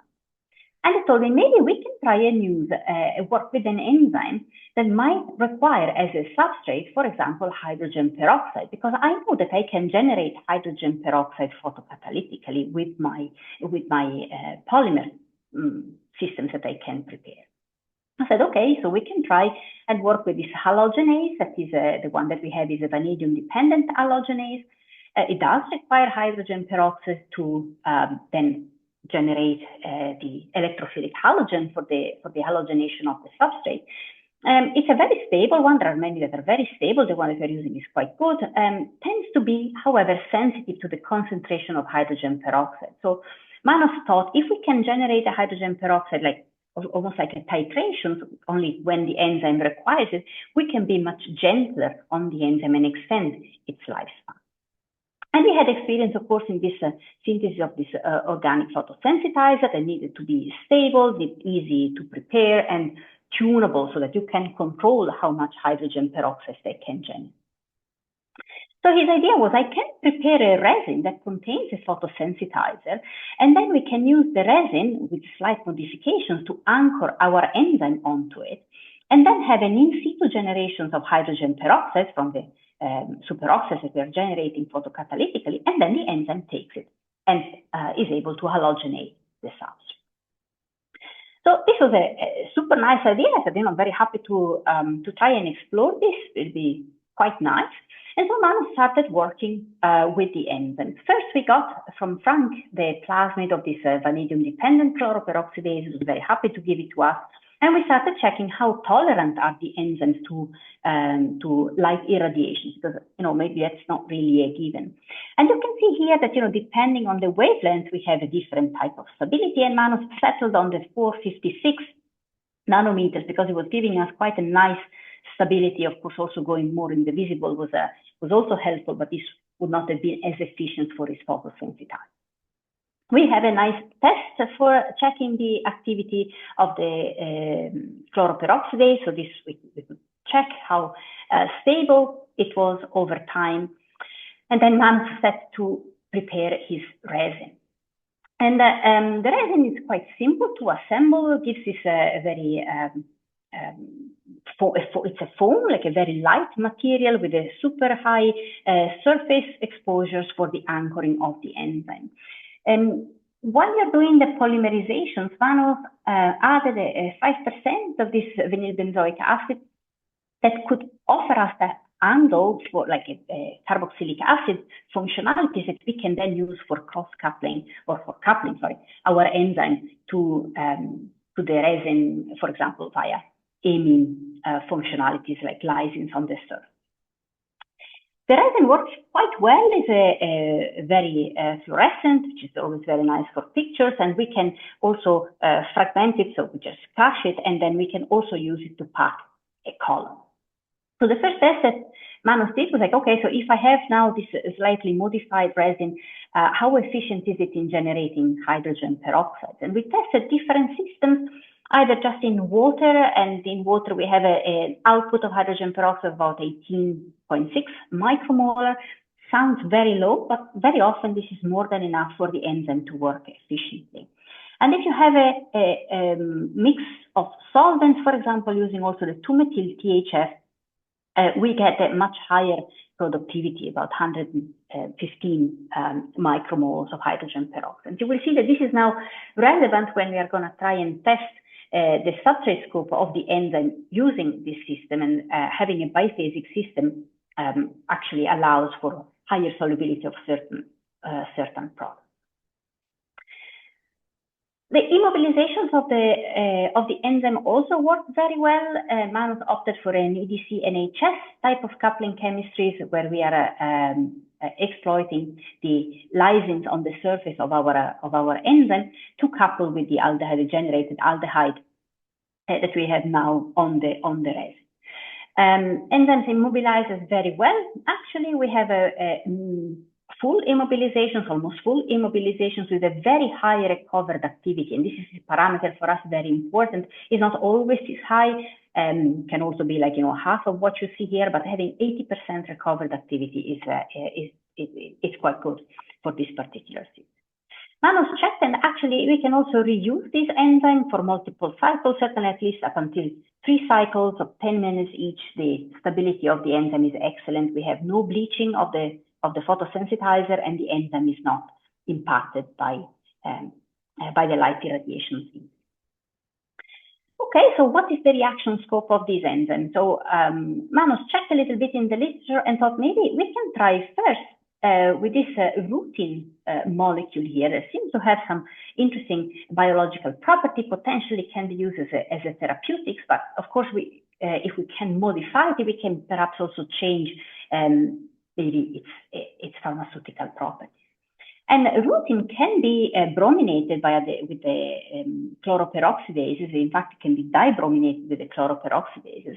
And rutin has a problem that is basically insoluble in almost anything, can be only soluble in water at very low concentrations. So we could only use just our aqueous system for the generation of the hydrogen peroxide for the photosensitizer, and we could generate quite high conversions, of course, on a very low scale, because you remember we only had about 19 micromoles of a micromolar of hydrogen peroxide at any given time that we could generate. But again, we could recycle the system, and we had a productivity of about 13 milligrams per liter per hour. Not great, it's not fantastic, but it's what the system could do in terms of solubility of the rutin itself.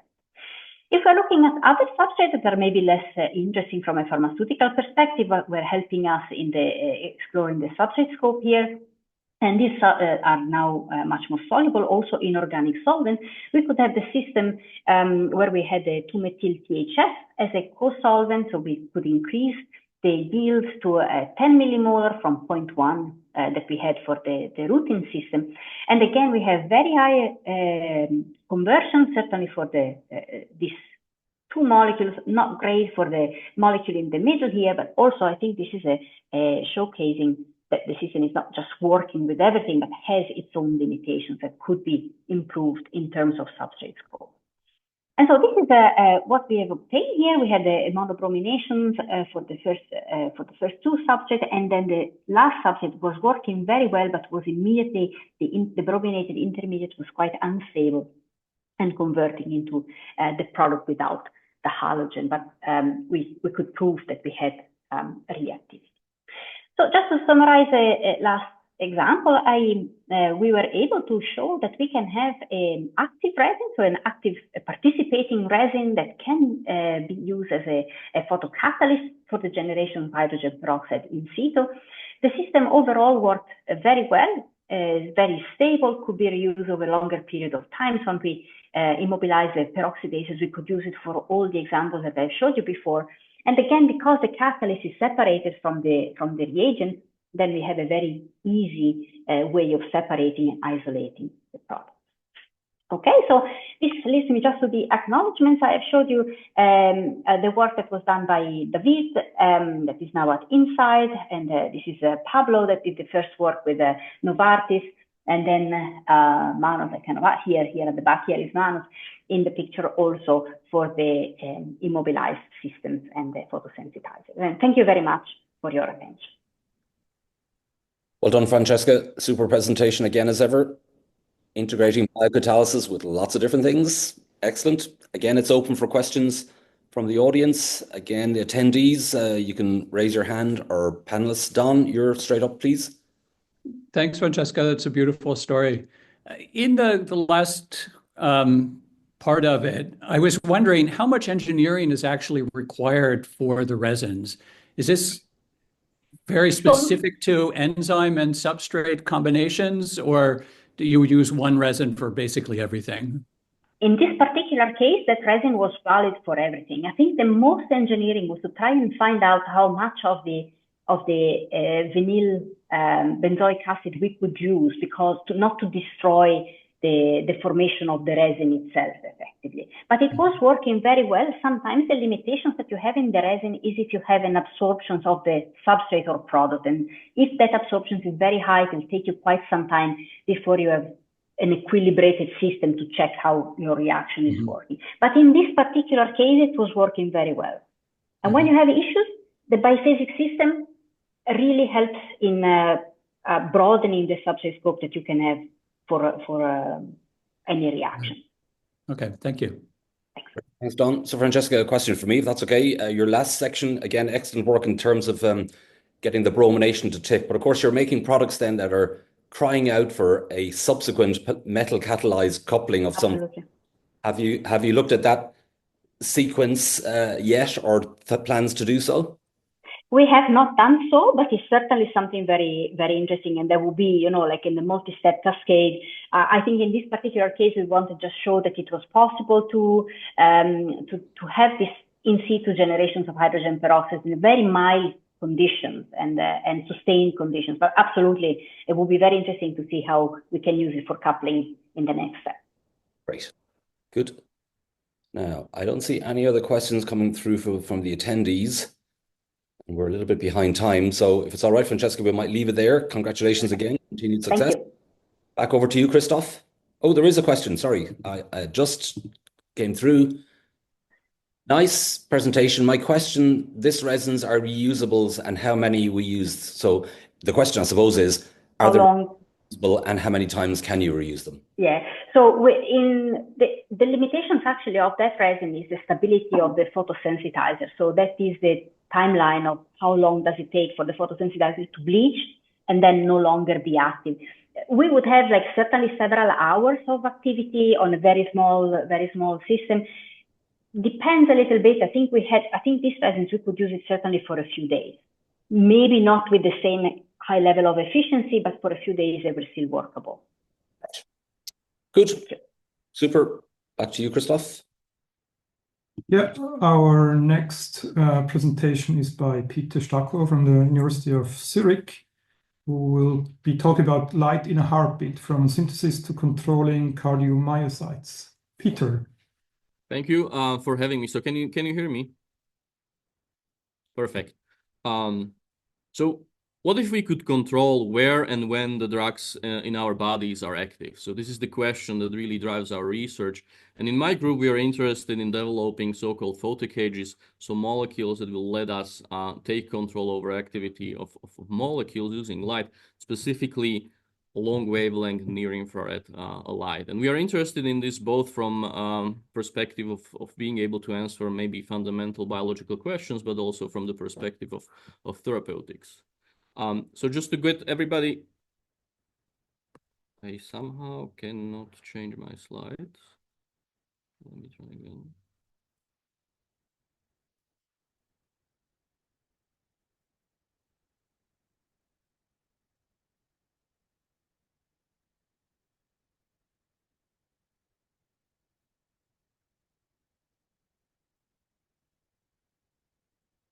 Okay.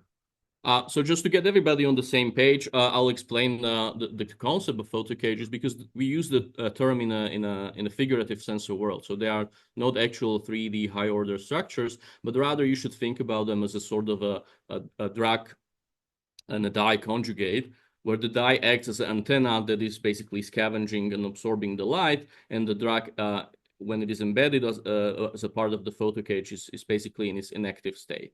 And then after excitation and absorption of the light by the dye, some kind of chemical transformation occurs. This bond between the dye and the drug is disrupted, destroyed. The drug is uncaged, which restores its activity. Now, to be able to apply these molecules in biological systems, a living organism, and especially human bodies, you can think of a number of conditions that you have to fulfill, right? And Christian was already showing some of the photocages, but to really apply them, you want to drive the absorption wavelength as far into the red and the near infrared region as possible. And that is because, as you can see in this nice illustration on the right, this is the light that actually penetrates through our tissues. So between 650 to 900 nanometers. And the reason for this is that the lower wavelengths, the light is absorbed by naturally occurring biomolecules, mostly hemoglobin, but also skin pigments and so on. Whereas at the high wavelengths is mostly the water that is absorbing the light. So this is really the phototherapeutic window, and this is really the ideal place for the photochemistry to occur.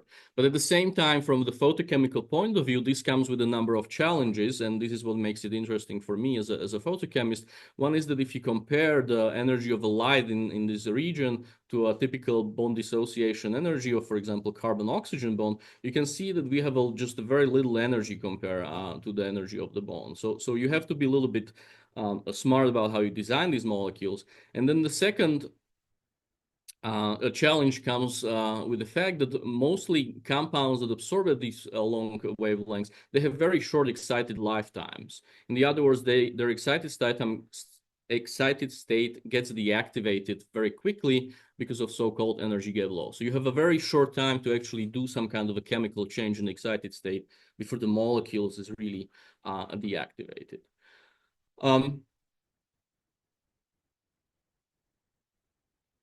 So I think Mercedes actually agrees with us. So this is their advertisement campaign from 2020, and you can actually see the same kind of picture that I was showing you before, but in a much upscaled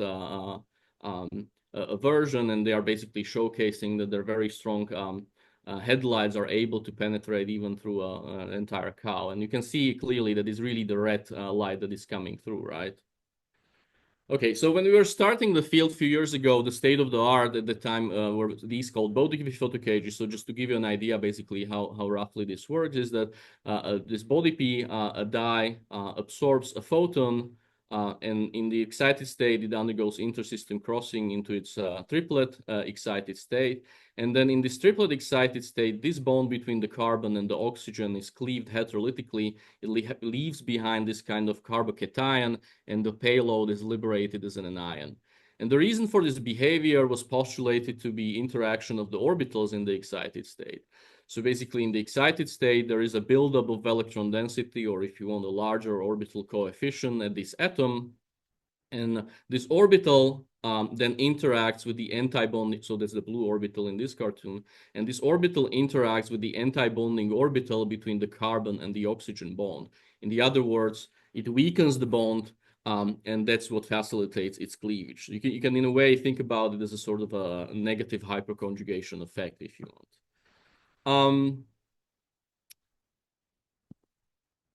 So in 2015, another two photochemist giants, one of them was already mentioned by Christian before, Thomas Scholomek, but also Jokiewicz from University of Basel.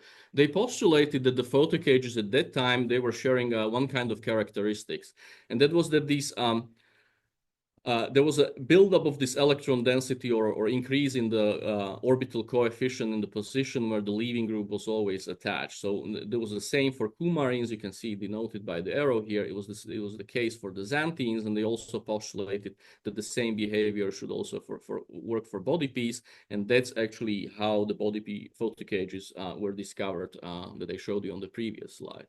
And they postulated at the time that if you have other compounds that exhibit the same kind of topology of orbitals, in principle, they should behave in the same way, and you should be able to turn them into photocages. So this is where we come in, and we realize that cyanines show exactly the same topology of orbitals, so they should be able to exhibit this kind of photoencaging behavior. And the native advantage of cyanines is that they already on their own, these heptamethine cyanine dyes, they absorb in this near infrared region, so around 700 to 800 nanometers. So you don't even have to engineer the scaffold in any other way, and you could just really use them directly. So just to reiterate, this was our hypothesis that if you have a cyanine a chromophore connected to your drug or your payload via this kind of CH2 bridge, and then you irradiate the molecule, you should be able to release whatever is connected in that position by near infrared light. But the very first challenge that we had to tackle at this point was how do we actually synthesize these molecules? And to me as a chemist, this came out as a quite of a surprise, because I knew that the cyanines were used in the bioimaging quite a bit. So I assumed that their synthesis was already very well developed. But the surprise was that it was actually quite not. And most of the people were at that time synthesizing cyanines from this commercial intermediate that you can see here. And by condensation with these terminal heterocycles, they would construct this kind of a cyanine, which bears this chloro or a bromo substituent in the central position. And at the time, there were two types of transformation really known. There are two papers on palladium catalyzed cross-coupling reactions. So one about Suzuki, one about Sonogashira reaction. And then most other people were conjugating or attaching whatever they wanted in the central position by essentially a nucleophilic substitution, either with amines or thiols or alkoxides and so on. But as you can see, none of these were really leading to a sp3 hybridized carbon in this position. And we were trying a couple of these kind of reactions, but none of them were really working. And that's when we realized that we have to come up with something completely and drastically different if you want to synthesize these molecules. So we came across this very old Zinke reaction. It's over a century old at this time. And for those who do not know, essentially you start with very deactivated pyridinium salt. So you have this dinitrophenyl residue on the nitrogen of the pyridinium. Then you open actually the aromatic cycle by an external nucleophile. Typically, this is a primary amine into this kind of a structure. And then you just recyclize this intermediate again, but in the basically opposite direction. So in other words, you kick out the dinitroaniline and you leave behind this N-pyridinium salt. And this is sometimes useful if you want to install some very fancy substituents in here, which you wouldn't be able to do by, for example, SN2 substitution, right? But we argued that this intermediate looks very similar to the intermediate I showed you on the previous slide for the synthesis. And we argued that maybe we can divert the reaction by having more of these nucleophile to produce this kind of let's say, a symmetric intermediate, which then would be able to condense with the heterocycles and produce the cyanine. Now, the inherent advantage of this approach would be that whatever substituents you had originally on the pyridinium backbone, they would be embedded within the central chain of the cyanine, right? Essentially, you would transfer them into your cyanine, and this would give you a lot of options what you could install, a lot of different substitution patterns, and so on and so on. So we were fighting a little bit with the reaction in the beginning, but then we found out that by optimizing the conditions and the auxiliary nucleophile, we were able to achieve fairly decent yields of these cyanines, and they were also very easy to isolate and purify and so on. So suddenly we were able to synthesize a large library of different cyanines substituted in different positions. So for example, this is a family of cyanines substituted in the C3 prime position, which was never actually really functionalized before. The only way how people had the substituents in this position was when they had this cyclohexanyl ring in the chain, right? So for the first time, we were able to introduce an alkyl, aryl halogens. You can see electron withdrawing groups in the position, electron donating groups, also these guys that you can use then for clicking and so on. We could also functionalize the C4 position. So you see a carboxylate, again, electron withdrawing groups and so on. We could do a combination of C3 prime C4 and C3 prime C5 substitution. So a combination of substituents. And we could also combine this approach with different heterocycles. So you could functionalize the central chain and at the same time have different kinds of heterocycles. You can see that most of the time the yields are somewhere between 50 to 80%, which for cyanine chemistry is pretty good. And most of the time you could actually isolate the compounds by a simple precipitation without really requiring the column. So it was very good news for us, and it was very user-friendly. And this is what actually opened the way for us to really pursue these photocages that we are interested in. Now, along the way, as you can imagine, this found applications also in other fields. So both in combination with our group, but also other groups on their own. So biosensors, some mechanistic studies of upconversion nanoparticles, and other fluorescent probes, and then also this beautiful work by Martin Schnerman on phototruncation of cyanines. But really, ultimately, we were after these cyanine-based photocages. So this synthesis, as I said, it opened our way to synthesizing these molecules that I was showing you in the beginning. And in 3 steps, starting from this pyridine alcohol, we could really synthesize them. So in the first step, we would always introduce the cargo. So that's the residue depicted in red under the standard esterification conditions, and then we converted this pyridine into the zinc salt under very mild conditions in very good yields, and finally we submitted the zinc salt into a one-pot procedure that gave us the final photocages, again in moderate to good yields. And by using this approach, we were able to cage different kinds of functionality. So we could cage carboxylic acid, we could cage amines, alcohols, and also thiols. Now, and this was mostly work of Marina and Hannah. So Hannah was the first PhD student. She just defended 3 weeks ago in my group. And what I really enjoyed about the synthesis, it was quite simple. It was 3 steps. Hannah showed that you can do this on a multi-gram scale. So she was able to make 2 grams of photocage in a single batch. The bachelor students that come into our group, they can really synthesize their own photocage very quickly in 2-3 weeks, and then they could do additional experiments. So I think that's a very good testament to how simple it is.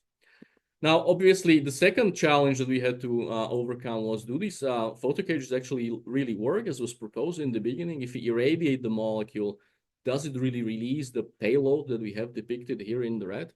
So I'll show you one example that is my favorite from our work. So one of the molecules that we synthesized was this cyanine bearing this fluorophenol-derived carbonate as a cargo.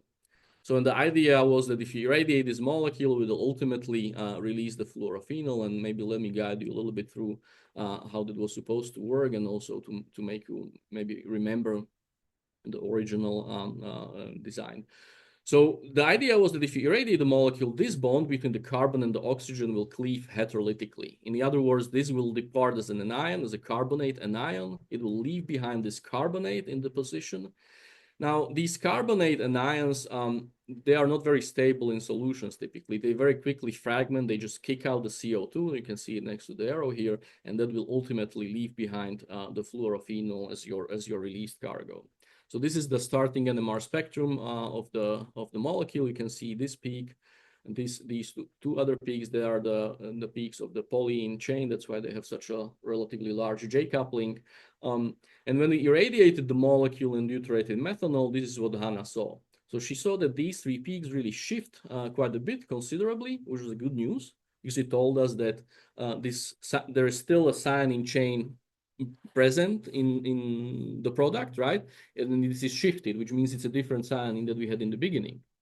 And what made us extremely happy were these two red peaks that shifted from somewhere here. And that is because they perfectly match the spectrum of the fluorophenol.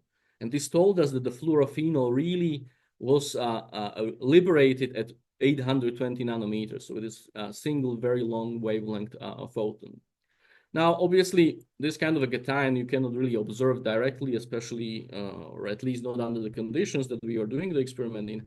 And it will very quickly get neutralized by whatever nucleophiles you have around, right? So I said that we did the experiment in deuterated methanol, and you would expect that this immediately basically gets quenched and you form this kind of ether.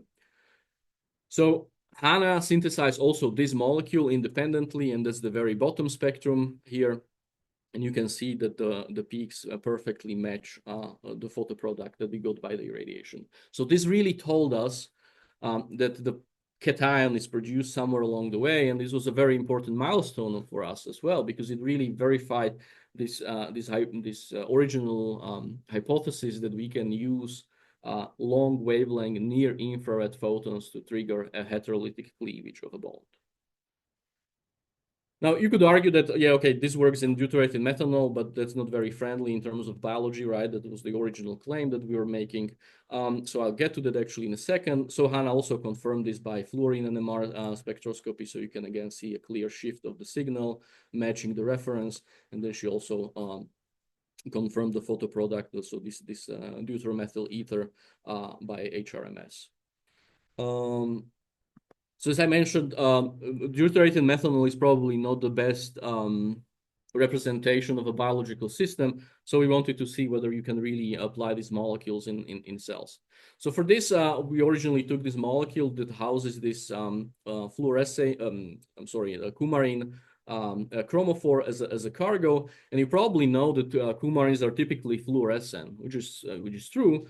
But for us, luckily, when it was part of the photo cage, the fluorescence is quenched by energy transfer onto the cyanine core. Now, after you release and uncage the coumarin, there is a turn on of fluorescence because this quenching no longer occurs, and you can observe this by emission spectroscopy or fluorescence microscopy. So this is the typical arrangement of the experiment. You can see there's this band of the cyanine. This is the band of the coumarin, which experience only a very small change.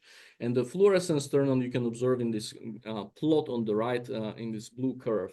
So this curve is the turn on the fluorescence as you irradiate the molecule. But when you keep the molecule in the dark, that's the dotted line down here, nothing really happens. So this really tells you that this is a photochemically driven process and that you really liberate or uncage this fluorescent carboxylic acid.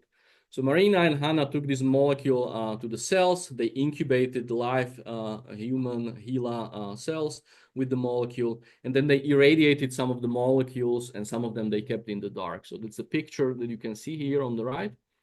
So in the top row, that's the cells which are irradiated with light, and you can clearly see again this turn on of fluorescence with time. So this is time 0, this is time, I think, 200 seconds, which tells you that really the fluorescent, the coumarin is liberated, and you can observe it by fluorescent microscopy. Now the cells which were kept in the dark, and that's this row down here, there was not that very much going on, and you can really see that there is a large difference upon activation with light. Now, what was interesting for me as a chemist was that when you incubate the cells directly with your payload, so without the photocage, just the payload, you don't really see any fluorescence, which tells you that the compound was not uptaken by the cells. So you could also argue that the photocage exhibits some kind of a transporter function. In other words, it lets the cargo to get into the cell where it wouldn't be able to get in the first place on its own. So at that point, Marina was a postdoc in my group, and she thought maybe we should also show something, you know, a little bit fancier than just the fact that it is liberated in the cells, and that maybe we could control some kind of biological function. So we came up with this kind of a concept that we maybe could cage this ethylephrine, which is a commercial cardiac stimulant. You can buy it in the pharmacy.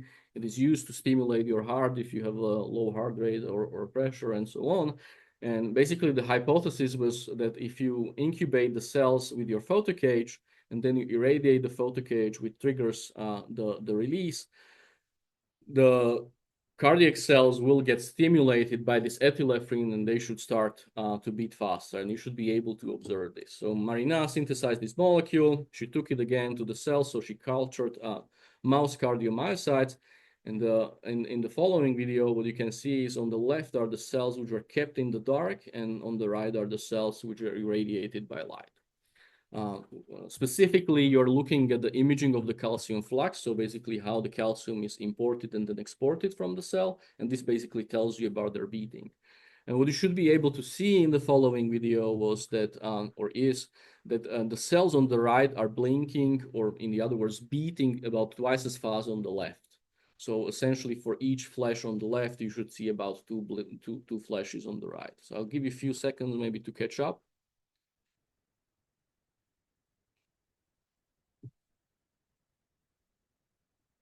Now, she then repeated the experiment, and she took it also to human stem cell-derived cardiomyocytes. And again, you can see similar behavior. So the photocage that was irradiated shows approximately the same response as ethylephrine, whereas the photocage that's kept in the dark shows basically zero response compared to the control. And what I really like to highlight here is that she was able to do this at fairly low concentrations and also very light low doses. So these are light doses are way below what you, for example, use for PDT. So second project in terms of biology that I would like to share with you is this concurrent release by Kasia. So she's the second PhD student in my group. And we were interested in seeing whether we can actually deliver both H2S, which is an important signaling molecule, and a payload at the same time using the same molecule. So maybe you ask yourself, why hydrogen sulfide? So it's a very important signaling molecule in our cells. It's produced from cysteine enzymatically. It shows a lot of interesting therapeutic and biological properties. It shows a lot of synergy with drugs. In other words, it enhances the performance of drugs, especially NSAIDs, but also others. One fun fact was that it was actually in clinical trials for inducing hibernation in humans at some point, but somehow it failed. I don't know the reasons, but I found it quite interesting. And what is also important about H2S is that its activity is very organelle dependent. In other words, it really depends where in the cell you deliver the H2S. So we argued that with this molecule, which is essentially a delocalized lipophilic cation, these molecules should end up in mitochondria. And then when you irradiate them, they should release this kind of a thiocarbamate anion. Now, this thiocarbamate, as I was mentioning before, it will fragment very quickly into the respective amine. So we were using this as basically a model cargo. Again, it's fluorescent, so very convenient for microscopy. And the carbonyl sulfide, which is a funny little molecule because it looks very similar to CO2, right? So it can be processed by carbon anhydrase, which was already mentioned today once. as a non-native substrate for this enzyme, and it is then converted into H2S. Now, the good thing about carbonic anhydrase is that it's present virtually in every cell in the body, because it's used to fixate the CO2, so you don't really have to worry about it much. And this is a way how you can deliver both H2S and the coumarin at the same time. So this is what delivery like that looks like. So this is the coumarin channel. This is the H2S channel. So obviously H2S is not fluorescent, so we had to use this kind of a probe that has been reported before. And you can again see the turn on with irradiation time in the video. Now, what was still left to do at this point was to really figure out whether this really happens at the same time in the same place, and especially whether this really happens in mitochondria, where actually from the literature, it appears that H2S really is most potent and most important to deliver into mitochondria. So we did some co-localization studies with this commercial mitotracker, and what you can see in these pictures is that all of these 4 components, so mitotracker, our photocage, the release coumarin, and also the mito-HS, so in other words, the hydrogen sulfide, they are in the same places of the cell, and they co-localize really, really well. So we, by using this approach, we were able to deliver both of these compounds simultaneously with the subcellular precision using near-infrared light of 800 nanometers. Now, in the last few 2 slides, I would like to get back a little bit to synthesis, because I'm an organic chemist and a synthetic chemist, I guess, by training. And what is really important for us is also to develop these systems and make them as simple as possible for also people who are not specialists, who are not photocage people, who don't really have that much experience maybe with sand in synthesis. So if you remember from one of the earlier slides, so this was the original approach how we were synthesizing these molecules, or how we were caging the payload. So the payload was introduced in the very first step, and then after 3 steps, you had your final photocage, and the payload had to be able to withstand mild but still bases, nucleophiles, electrophiles along the way. And then obviously, if you have a expensive, precious, highly complex payload, these 3 steps could be a problem for you. So we were thinking, can we simplify this? Can we make this much easier for us and also the users as well?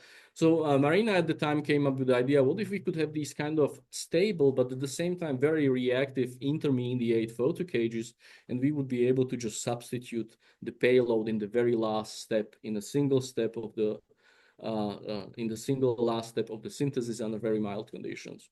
So she synthesized a bunch of these reactive photocages, which are based on these electron deficient carbonates, so this paranitro, trifluoro, cyano, and also this ester.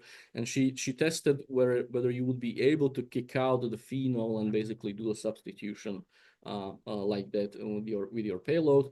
And so this is unpublished work. So if you are really interested in seeing more, I invite you to have a look in there. But by using this approach, we were able to suddenly cage, well, first of all, primary amines, which we were not able to before, for example, because they were not really compatible with this 3-step sequence that I was showing you before, but also other molecules. And I hope you agree with me that some of these are fairly complex. Most of them are FDA approved. Highly functionalized molecules, so including these anti-cancer drugs, for example, antibiotics, ciprofloxacin, also this human hormone, glutathione even, and also capsaicin, in case you're interested in a photosensitive curry, for example. So that brings me, I think, to the end of my lecture, and there is still a long way for us, to apply these molecules in a very strong fashion in living organisms, especially in vivo. But I hope I was able to convince you that we are on the right track, that we already conquered a number of challenges. And on the slide, you can see some of the questions that we would really like to answer along the way. Now, of course, none of this would be possible to achieve without my fantastic group. So most of the work that I've shown you today was by Hanna, Marina, and also Kasia. So this is us hiking above the Lake of Lugano at some point. I also invite you to have a look at our website if you are interested in our research, especially if you would like to work with us, because we are currently hiring. And also our fantastic collaborators and more senior faculty members who really strongly support us on the way. And lastly, all these funding agencies who were brave enough to gamble their money on our research. Thank you very much. Super, Peter. Excellent presentation. Indeed, an exciting time, the merging between chemistry and medicine. So we have Clemens Meyer again raising his hand. So let's just give me a moment to allow him to do so. Allowed to talk. So Clemens, you should be now able to ask your question. Peter, fantastic talk. I was wondering about, is there anything known on the physiological effects of the cyanine dyes that you're releasing? Like, are they going to have any problems if you would like to use them in drugs? You mean about the cyanine scaffold, right? Yes, precisely. Yes, and whatever. Especially after the release or during the release, right? Precisely, yeah. That's a good question. So obviously we do very basic cell viability studies to see whether the starting photocages, the photoproducts, and also during the process of irradiation, whether any of these things are toxic.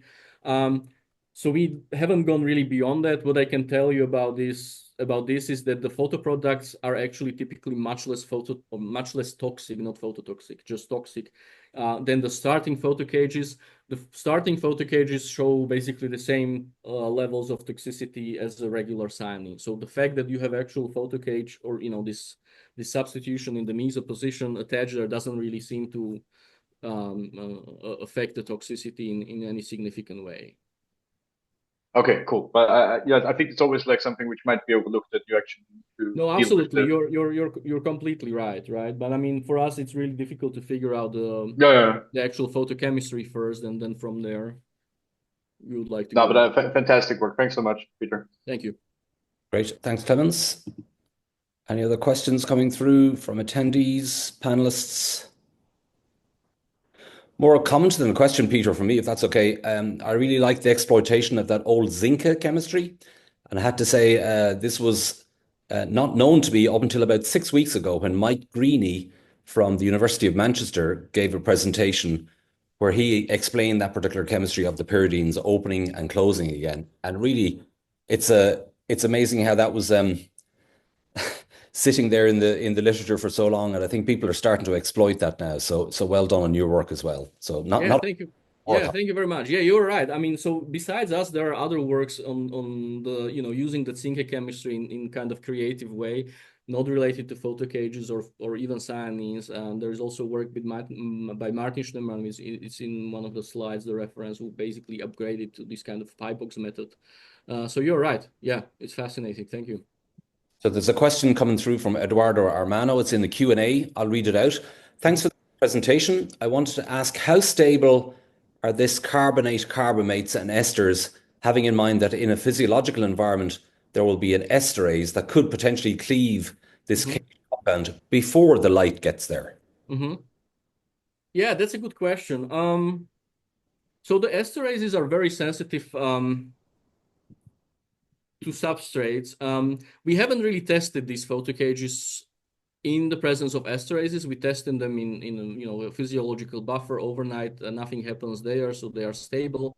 In the presence of esterases, that's actually a good question. So what we kind of hope and believe is that, for example, this secondary carbonate kind of functionality, that this will also improve the resistance to esterases. The reason why we haven't tested yet is that we are doing now lots of modifications in this position. We are sticking different kinds of substituents because we have different kinds of ideas how to basically make the efficiency much better. So we are not really finished with the design in this part of the molecule. So we thought it doesn't really make sense to test yet. Only once we understand the photochemistry a little bit more, then we will figure out which one of those are actually usable, But it's a valid point, absolutely. Good. Okay, so perhaps again, for the interest of time in the program, we'll pause there. Thanks again, Peter. Back over to you, Christoph. Thank you for having me. Yeah, next in our program is Dennis Gillingham from the University of Basel. So Dennis, please share with us how induced proximity is enabling concepts in chemistry.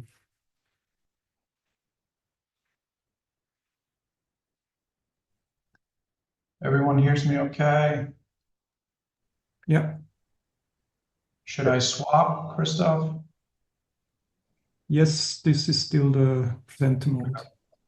Okay, perfect. Yeah, great. All right. So let me echo the other speakers by saying thanks for putting this together. It's a pleasure to represent Schwyz Nordwest in Basel. And as you can tell from my terrible Swiss German, I'm not a native son. But one of the things I love about chemistry in Switzerland is just the diversity, the openness to the outside. And as you'll see, as I highlight the people as we go through, this is not, we're not just a Swiss story, but kind of a celebration of young people from everywhere doing great science. I'm going to tell you about chemically induced proximity. I'm an organic chemist by training, so I'm happy to be here highlighting organic chemistry. But I'm going to talk a lot about chemical biology. And, I'm not an apostate. I love synthetic chemistry and organic chemistry, where I was trained. But I love the empowering aspect of it, this idea that we can create molecular structure of any complexity and use that to build new function. And the concept of induced proximity and designing molecules to use induced proximity is something that really captures a lot of my mental energy. And so I'll tell you two stories about this today, and hopefully you'll see why I'm so excited about this field. But induced proximity, you open a biology textbook and you learn about induced proximity, right? Here I show a protein-protein interaction network, an immune synapse, transcriptional activation system, and there's lots of induced proximity going on here, right? Now I don't want to torture you too much with this textbook biology, but induced proximity is one of the basic signals of biology, right up there with compartmentalization, with post-translational modification for functional switching. Controlling the proximity of things as a way to control their activation function is also a critical part of biology. And chemists have wised up to that. So there's been a real revolution, kind of a slow burning revolution, I guess, because it started in the 90s with work from Schreiber, but has recently really taken off since people have discovered that we can use bifunctional molecules to teach proteins to do new function. But this idea that we could use chemicals to recruit proteins together, to stimulate either protein degradation or gene regulation, this is something that's really taken off in recent years. And I show you here just a table of contents graphic from one of the leading review articles if you want to learn about this. Okay. And so chemically induced proximity is impacting biologists. So chemists have gotten in on the act there. And I'm going to introduce this topic a little bit, although this is not a talk about protein degradation per se. It's one of the reasons that I've become so fascinated by induced proximity. We have projects in this area of chemically induced proximity to control the ubiquitin proteasome system, as a lot of others have as well. And so I thought I would just show the basic biology here on protein degradation through the ubiquitin proteasome pathway. This is at least 50% of eukaryotic proteins are degraded through this energy-dependent protein degradation pathway. The master regulators of this pathway are so-called E3 ligases. There are 3 enzymes involved, creatively named E1, E2, E3, right?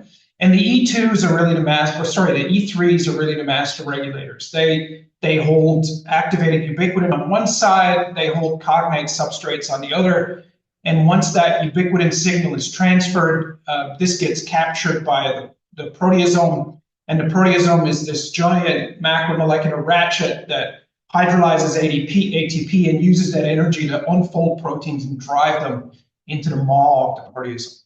Okay? This is how natural protein degradation works. But what chemists have recognized is if we can bind to these substrate receptors, one of the components of E3 ligases, if we can bind these substrate receptors, we can adapt the surface and potentially change the proteins they recruit. Okay? This seems like a crazy idea, and it is a crazy idea. And as with a lot of crazy ideas, it's usually happenstance, serendipity that leads us to recognize that it's not so crazy after all. Turns out there are a number of molecules that do this sort of thing. And now that we appreciate how to study that, we're starting to recognize that this is not as rare as we might think. A more logical way to reprogram E3 ligases, once you have a binder of a substrate receptor, you can create bifunctional molecules that have two elements, one that binds the substrate receptor, one that binds a target protein that you might want to destroy, and you can degrade non-cognate proteins using E3 ligases. This is an exciting part of chemistry today, using induced proximity to destabilize disease-driving proteins with small molecules. This is tough to screen for, these kind of protein degradation systems. So we've thought a lot about that over the last few years. And as you'll see, the next project I'll tell you about kind of marries this idea of how do we think about screens for such systems, and how can we take advantage of induced proximity? So that's what I'll tell you about today, how we're thinking about using induced proximity, but really in very chemical tasks, okay? So I need to introduce another topic before I show you the first story that I want to tell you about today. And that is DNA-encoded libraries. I'll refer to them as DELs throughout the talk, okay? This is a type of pooled compound collection that benefits from the just incredible power of combinatorial expansion. It's a way to synthesize molecules using split and pool synthesis, where every single molecule in the pool is tagged with a unique DNA. All right, so here's how we set it up. We have a small molecule tagged with this piece of DNA, and it contains functional groups that we can use to do selective chemistry. All right. Now we take this molecule and we array it out in plates, and we do, in each well of a plate, we do a different reaction. And let's say you do 100 different reactions. Now imagine your multi-well plate, and you do 100 different reactions. And then when you finish your reaction, you also add a unique DNA to every well to encode that reaction. So we generate our own sort of genetic code for the chemistry that happened to that molecule. All right. Now, once you've done the reaction and then you've done the encoding, now the information is covalently connected to the molecule, so we can recover that information later. The blue bit encodes the information for this molecule. Now that we've encoded the information, we can take all these wells and we can pool them into one, all right? Because the information's in the DNA. So we don't need them spatially separated anymore. Now we can take that pool and we can split it out again, and we can do a second step. Same deal, split, do chemistry, encode, pool, split, do chemistry, encode. And the beauty is, at the end of all this, you've done 350 individual reactions in plates, right? But you've built 1 million molecules, all right? And this is a pooled mixture, and there's challenges that come along with that I'll talk about in a second, but it's not a garbage mixture. I mean, you've made discretely each individual molecule in a perfect world. But you've done that very efficiently. Okay, this is the power of split and pool synthesis, and DNA encoding adds the ability to split and pool synthesis to keep track of the synthetic history of the compounds. And at the end, you get a little solution that you store in an Eppendorf tube that contains millions or billions of compounds inside.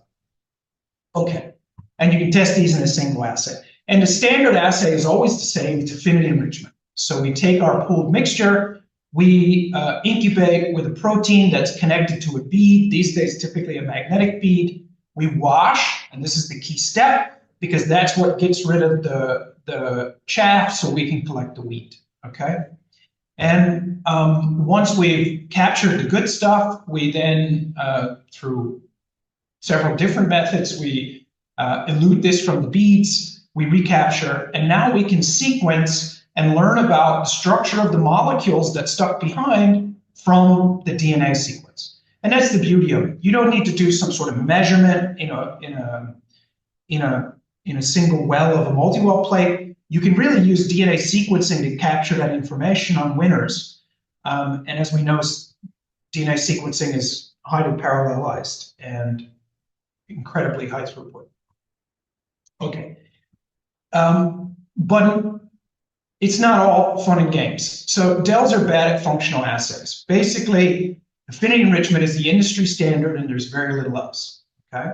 And so we got to think about how can we do other things with DEL selection, okay?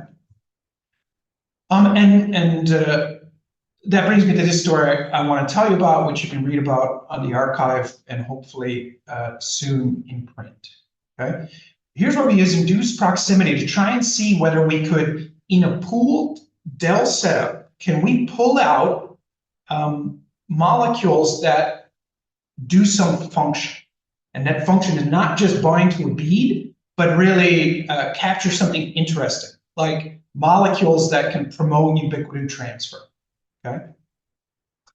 And so the idea we've set up here is that we take an encoded collection of proteins, an encoded collection of molecules, and then we do this trick called dual display, where we hybridize these two together. I won't talk about how we encode this, but I'm happy to talk about it later. We hybridize these things together, and now we're displaying both protein and small molecule on the end of the same DNA complex.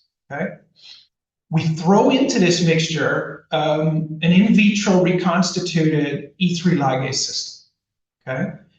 And the idea would be, if we create active ternary complexes, we transfer the ubiquitin to a free lysine on the protein. And if we don't create catalytically active ternary complexes, we don't do that, all right? And then we can use a magnetic bead enrichment for anti-ubiquitin, with anti-ubiquitin beads to collect the winners, filter out the losers, and sequence, okay? So that's the idea, and let me show you where we are on that. The first thing we needed to do was show that we could do a DNA templated ubiquitin transfer reaction, okay? And we chose a model system for this very carefully. This is the cereblon E3 ligase that is really a workhorse in this induced protein degradation field. Cereblon, in the presence of molecules whose structure I'll show you in a little bit, these are glutaramides, they recruit zinc fingers. Classically undruggable proteins, but they can be recruited in this ternary complex. And let's see whether we can transfer ubiquitin, and let's see whether the DNA gives us a little bit of help on that, okay? So if we take non-DNA linked molecules, if we use very high concentrations, we get ubiquitination. But if we use DNA linked molecules, we can do that very nicely at 10-fold lower concentration. So is this enough for us to enrich on?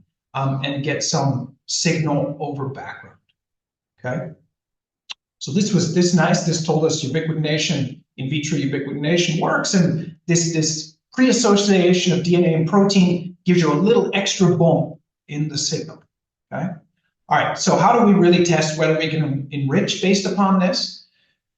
So our proteins are linked to tags that we can do qPCR, so we can quantify the DNA. And we do separate experiments where we use a molecule that should do nothing versus a molecule, this is pomalidomide. Again, sorry, I'll show you the structure after. It's coming. I realize this is a little bit out of order, but pomalidomide, which should set up this ternary complex, okay? So we should get ubiquitination here, and if all things are okay, we should not get ubiquitination here. We do the bead pull down, and then we do qPCR to look for enrichment. And even after the first enrichment, we get a nearly 10-fold enrichment in the pomalidomide sample versus the DBCO sample. But if we do a second round of enrichment, it's about 50-fold. And then we can go up to 60 to 70-fold in the third round. And then after that, our DNA recovery drops to the point that of diminishing returns. And so 2 to 3 rounds of enrichment is really the sweet spot. But this got us really excited because this is pretty strong enrichment over background. So it looks like we can detect these complexes nicely over just background ubiquitination. Okay. So now we wanted to see, you know, to what extent could we rank molecules, look at different types of molecular glues that can glue this cereblon to zinc fingers. This is pomalidomide. Sorry, I should have shown you this earlier. And this is the linkered version of pomalidomide. We also took a compound from Novartis, and I'll show you why in a second, that's slightly different than pomalidomide. It lacks one of these amide functionalities here, and it's linkered out in a slightly different position. Okay, this molecule was developed by Novartis to target a slightly different zinc finger than pomalidomide is developed for, or turns out to be very selective for. Okay, so this is how we stick these things to DNA. This is quite robust chemistry. And now let's take a look at whether we can distinguish between the abilities of these two molecules. So I'm showing you the difference, something very subtle here. This is Icaros zinc finger 2 versus 1. These two zinc fingers, these are little folded hairpins. They differ by one amino acid. I'll show you the structure on the next slide. And the Novartis compound is supposed to be a specialist in targeting ZF2, and the pomalidomide compound is specialist in ZF1. And we were a little bit puzzled that actually, and we thought our assay was just not reading properly this information, that the Novartis compound is always the winner. We get the strongest enrichment with this Novartis compound, whether we're doing the substrate that it's designed to do, or whether we do zinc finger 1. And the pomalidomide, while we're still enriching it very strongly over background, we were surprised. I mean, this should be inverted here, right? Palm should be up here, and over here, all is correct. So we wondered what's going on here. And now here are the two crystal structures of the Novartis compound and the pomalidomide compound bound to cereblon in green, and the zinc finger in salmon, and this is the G loop of the zinc finger here and here. This histidine is the only thing that distinguishes the zinc finger 2 from zinc finger 1. And if we look in vitro assays with zinc finger 1, it makes sense. Pomalidomide is better. Novartis still works, but is not better. And then in zinc finger 2, the Novartis compound is better. Pomalidomide works just a little bit. But what we expected to see is that in our assay, we should reflect this sort of selectivity profile, but we don't. And we think that the reason is, if you look, this thing is quite buried. And once we link her out from here, it still works, but we've affected the selectivity. Whereas the Novartis compound, we really have this free access to solvent-exposed part of the protein. And so the linker on this Novartis compound is completely irrelevant. And so while we were initially a bit dismayed that the assay was misreporting, it turns out that the assay is reporting the truth, but we just have to live with this fact that the linker is a part of the assay. Okay, so that's the answer to that bit of a puzzle that we were faced with. Now we wanted to look at whether if we pool things, right? The idea here is that we do this in a pooled selection. So if we pool things, if we throw a bunch of small molecules together and a bunch of proteins together, could we pick out winners? And this is the background. And as you see, yes, we can always pick out the winners. But as we saw before, we can't distinguish subtle differences on the protein side. On the molecule side, we can. We're still not perfect. So these are organized left to right in order of affinity to this, of creating this ternary complex.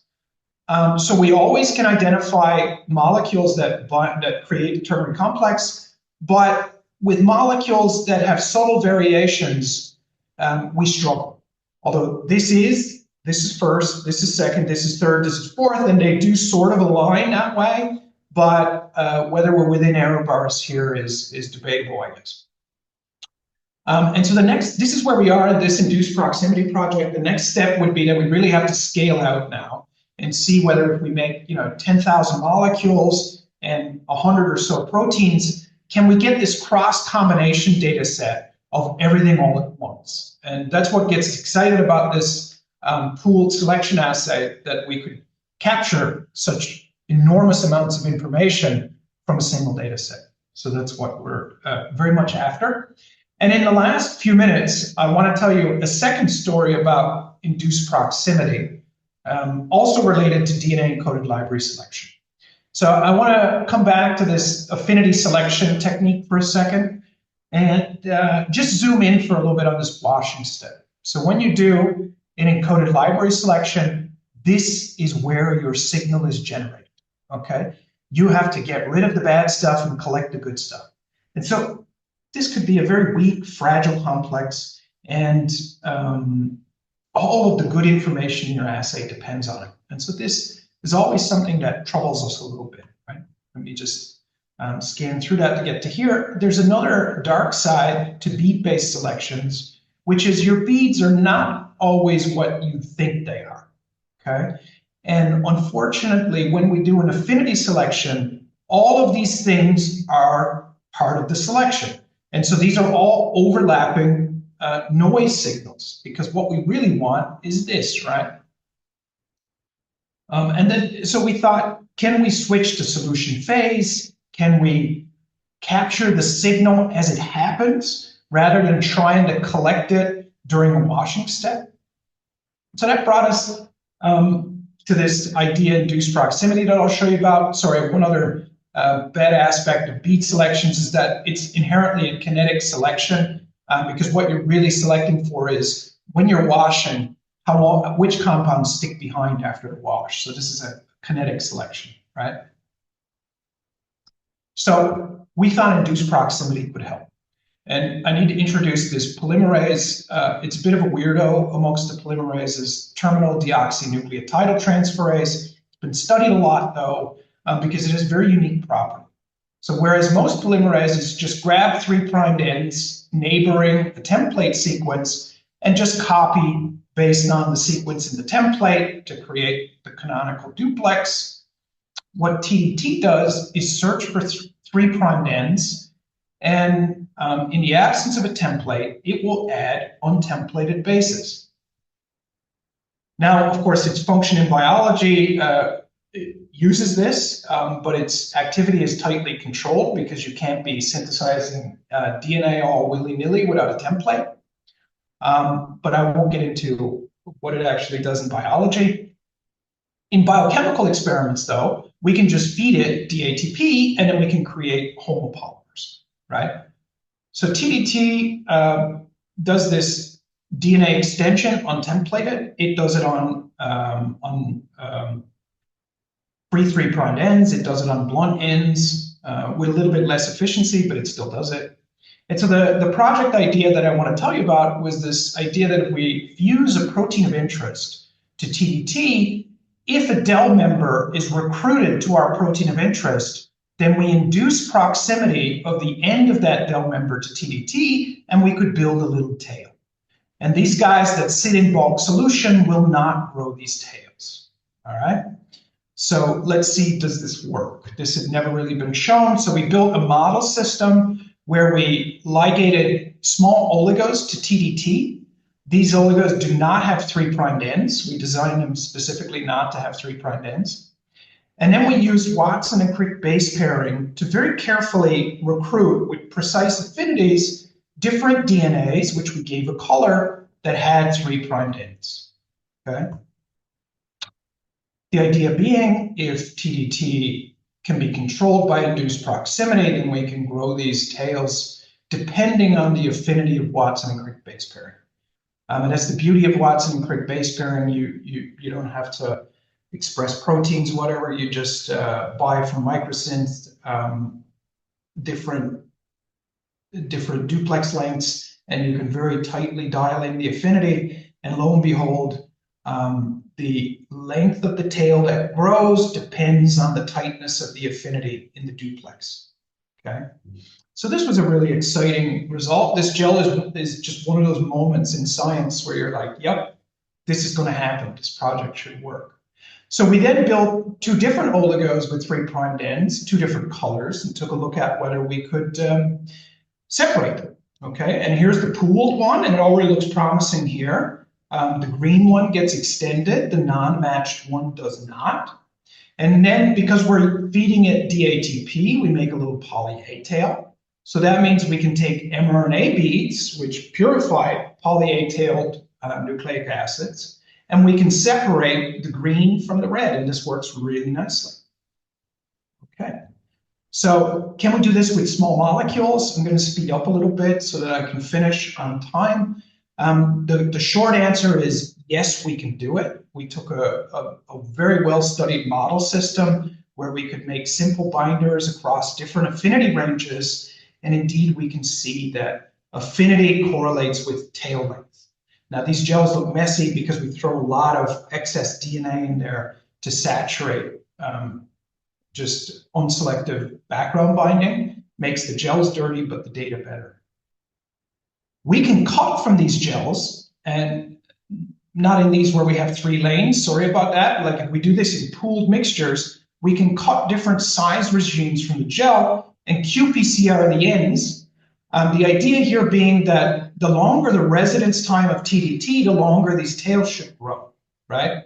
And indeed, the longer the tail, the tighter the binder. The red one is the tightest, the blue, the moderate, the green, the micromolar binder. So the length of the tail correlates to affinity. And so we built a DEL to test this. I'm going to have to skip that and jump right to the sequencing data. So this is a 2-dimensional plot representing 200,000 compounds, some represented on the Y and some on the X. We have 3 different sub-libraries, a Suzuki coupling, and a ZIB alkyne cycloaddition, and a nucleophilic aromatic substitution. And these data sets should look the same. Even if you don't know about how to represent this data, I think you can appreciate that there's more information. We capture just about all molecules that are known to bind CA2, and in black are molecules that are not known to bind CA2. And with classical affinity enrichment, we get very little of that information, in fact. This is the unknown binder that we pulled from the library. We use a lot less protein, so we can just use transient transfection and hex cells to create all the protein we need to do our selection campaigns. This is a slide for the sequencing jocks, so I can skip that. But I want to show you, because this is a chemical audience, I wanted to show you something that got us really excited here. When I got involved in the encoded library field, I thought, you know, we can use this to study chemistry more generally, not just selecting for binders. Can we study reactivity? And the answer years ago was pretty resoundingly no. The signal to noise was too low to do that kind of stuff. But we recognize something here. This line should represent all the different compounds in the library that have this attached. And you'll notice that in the nucleophilic aromatic substitution library, it's strong. In the click library, it's weak. And in the Suzuki library, it's strong again. So what gives? This should be just as strong as the others. This guy should be in all of these sub-library sets. And this kind of jogged our memory that when we were training in chemistry, we recognized that if we do sodium azide addition to this triazine, this is the scaffold that the library is based on, we could sometimes get double substitution. And that would knock out our first library member, right? And we'd get these kind of products. Now, we thought we fixed it. Turns out we didn't. So this is really exciting because we can start to use, now that we have this really tight signal to noise, this really great ratio of signal to noise, we can start to actually explore how good does chemistry work across thousands of substrates, right? So this is something that we're exploring now. I don't need to get into too much here. We've used this on commercial DELs, so the technique is backwards compatible with the stuff you get from industry. And this is my final slide, just to summarize that, again, we love this idea of induced proximity, and it really has permeated all the projects in the group. So I would say chemically induced proximity, yes, it's impacting biology, but also impacting chemistry. And we're going to continue to work on that topic. I wanted to highlight the people on the project. This is the encoded libraries team at the moment. A different flag for every person. There are forces in the world that suggest that closed borders are a good idea. And I very much disagree with that. And I love working in Switzerland where this is still celebrated. I want to thank the funders, our collaborators, and thank you for the opportunity to highlight what we do in Switzerland. Thank you. Dennis, outstanding presentation. Well done. And indeed, great to see the diversity. I don't see any Irish flags there yet, but hopefully they'll come in the future. Yeah. Again, open for questions from the audience and from panelists.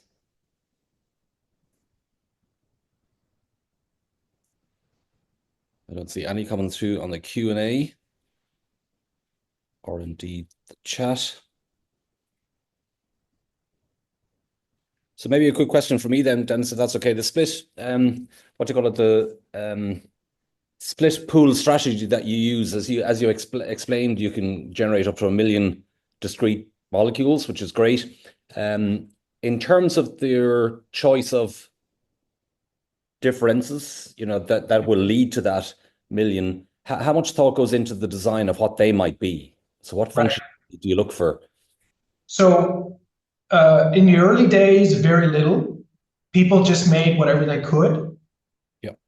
As we've gotten better at it, now people really put a lot of thought into this. So I think the community would now prefer to have much smaller collections of compounds, but compounds that represent a bigger sampling of chemical space as broadly as we can. So these days, really a lot of attention is paid to that.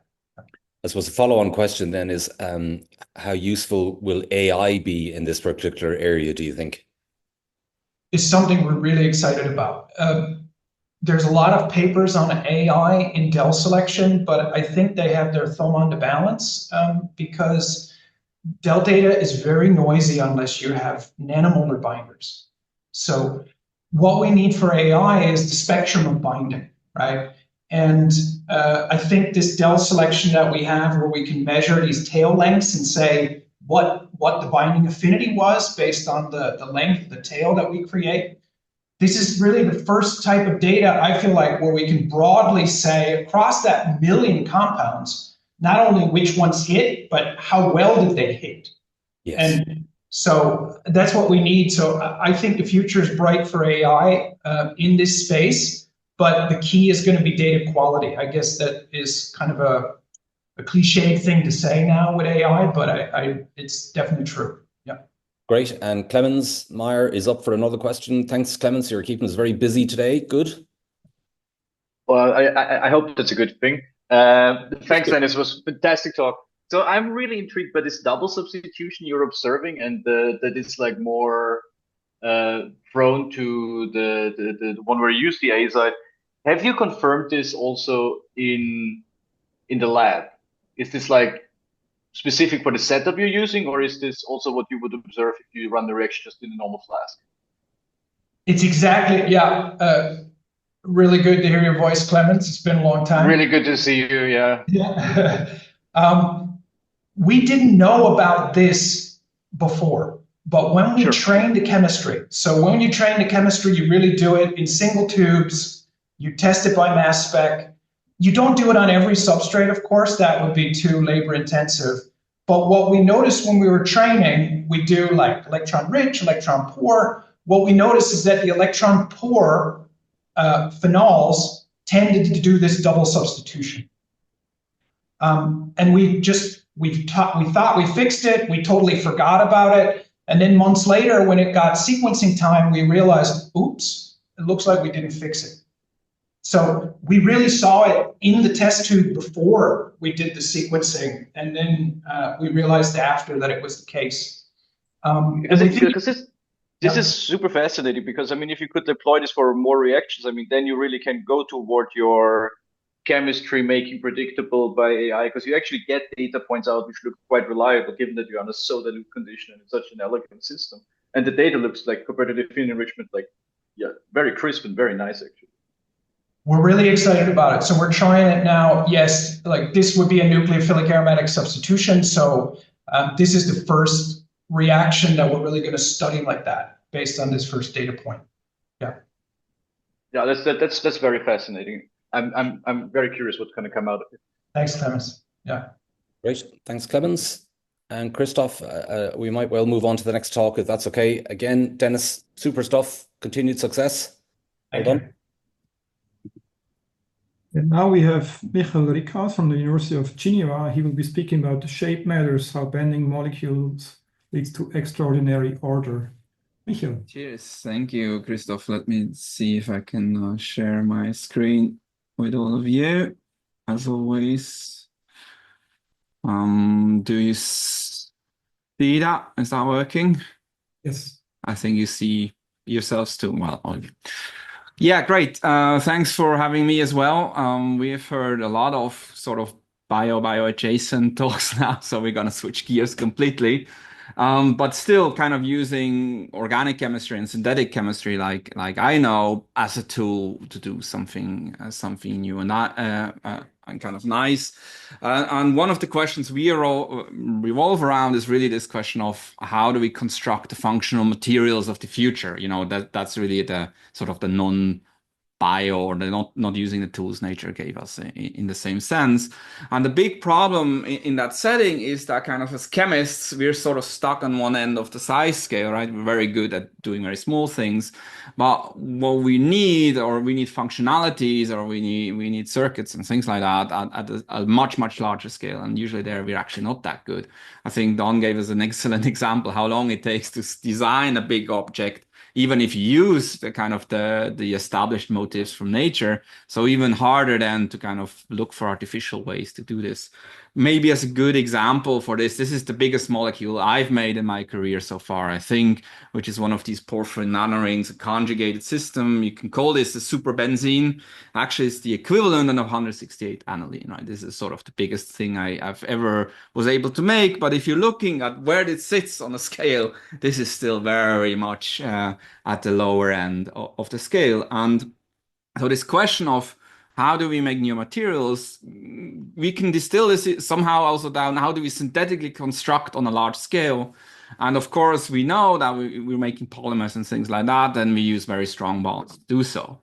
Now, the question is, can we find new ways maybe to do this and translate information from one scale to the other? So the scheme that I show you here is kind of this idea of what supramolecular chemistry or self-assembly revolves around a lot, is to say, well, let's stick to a scale where we know things very well. We control sort of the arrangement of every single atom in an object that we're making, but then let that kind of self-organize into something bigger. And hopefully, as these units come together, they show you emergent functionality. So functionality is not present in the single unit, sort of just the building plan for that object is there. You can sort of visualize it. This may be my bio slide, if you will.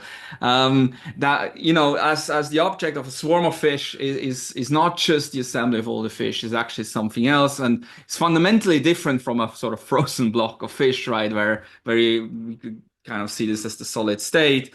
What we're looking at is responsive systems, things that can change and adapt depending on what's sort of going on and around, right? All of this to say, this is a very complicated sort of explanation that we say we like to put things on top of each other because that's the simplest form of organization that we can do. Now, of course, we're not the first ones to have done these sort of things.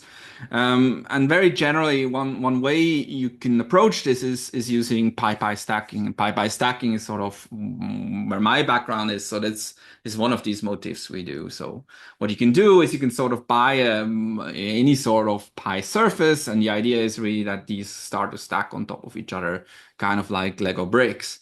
Now, actually, in fact, if you would take these and try to do something like that, this is actually not working so well, right? Especially in solution. So what you do is you start to decorate these kind of at the periphery to help guide these into a coherent structure. You can add van der Waals interactions typically, but if you want to be very, very kind of good about doing that, then typically what you would do is you introduce hydrogen bonding domains into the system because this is the strongest of the weak bonds in order to do that. And that works. You get macroscopic objects. These macroscopic objects, these long kind of polymers, if you will, they're typically fibers. And that is, in the end, a consequence of the choice of the side chain you've made, because essentially that stack that you're making is not a perfect stack in that sense. It actually starts to twist on itself. And that is just a simple consequence of the pi distance being not the same length as a hydrogen bond is, right? So there's a size mismatch in the two, and so these things start to rotate one way or another, which is not a bad thing in itself. Actually, it does lead to kind of objects or fibers and things like that you can observe. The problem in a sense of constructing on the scale in multiple domains is that this stacking leads to, if you will, an equilibration of your individual building blocks. So, right, if you start to zoom out, what we're actually seeing is a sort of a uniform stack that all the sides have been scrambled or equivalent. Then they never really like to be alone, so they're gonna start bundling up, and what you're getting is a fiber, right? And that's what the kind of the dogma is. You're using a hydrogen bond in a sort of a stacking motive. What you're always gonna get out is kind of a fiber at the end. And what we are interested around is kind of what other objects can we build? But if you start to encode information, then, well, we would like to make a fiber, but we might want to do something else as well. And we need to start gaining controls of this. So, and at the core for us, I think the question then is, how can we retain orientation and information of sort of your primary structure, if you will, and translate it across the scale to predict what comes out at the other end? That is maybe not just a fiber. And our approach to this is really to ask ourselves, can we use molecular topography to do that, to guide pi assembly, right? And kind of toppling the tyrant of the hydrogen bond, or tyranny of the hydrogen bond.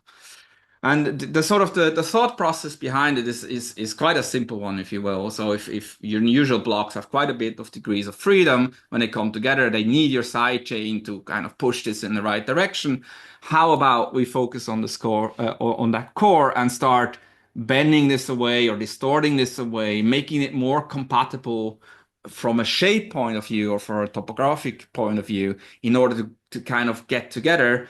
If we then can prevent twisting, well, then you could start putting these together and control the other two dimensions on how these things come together. And that in turn could then lead to like a zoo of different kind of macroscopic objects. So instead of sidechain guiding us all the way across the scale, we would sort of have the buildup of our, if you will, secondary structure would be governed by the core, and then the side chains will actually help us guide this one way or another. And that's really at the heart of what we do. And the idea of how we could do or instill this organization is very simple one. It's essentially we're bending sort of nanographenes and related systems away from planarity, right? So if you do that by, for instance, incorporation of a 5-membered ring, what you're getting is sort of bowl shapes. You can put these in. In our case, that would prevent slipping, but it actually does not prevent rotation, on the contrary. So you're still in the same problem. But if you go into the other extreme to start making negatively curved surfaces, sort of like, if you will, Pringle shapes, right? These they might slip, but they will probably not rotate. That becomes very disfavored. So hopefully they kind of stick and become a kind of achiral non-twisting arrangement. Now, obviously, no one has ever made these larger structures because they're very, very hard to make. So we sought out alternatives of this that are easily accessible. And the one that I think we stumble upon most that so far has worked out the best. It's probably these macrocycles are composed of carbozols and pyridines. We call them carpyridines, very original. But the idea here really is that all the chemistry of carbozols is sort of explored, chemistry of pyridines very well explored as well, but they do adopt a persistent curvature. And so we can kind of tune this in sort of any desirable position.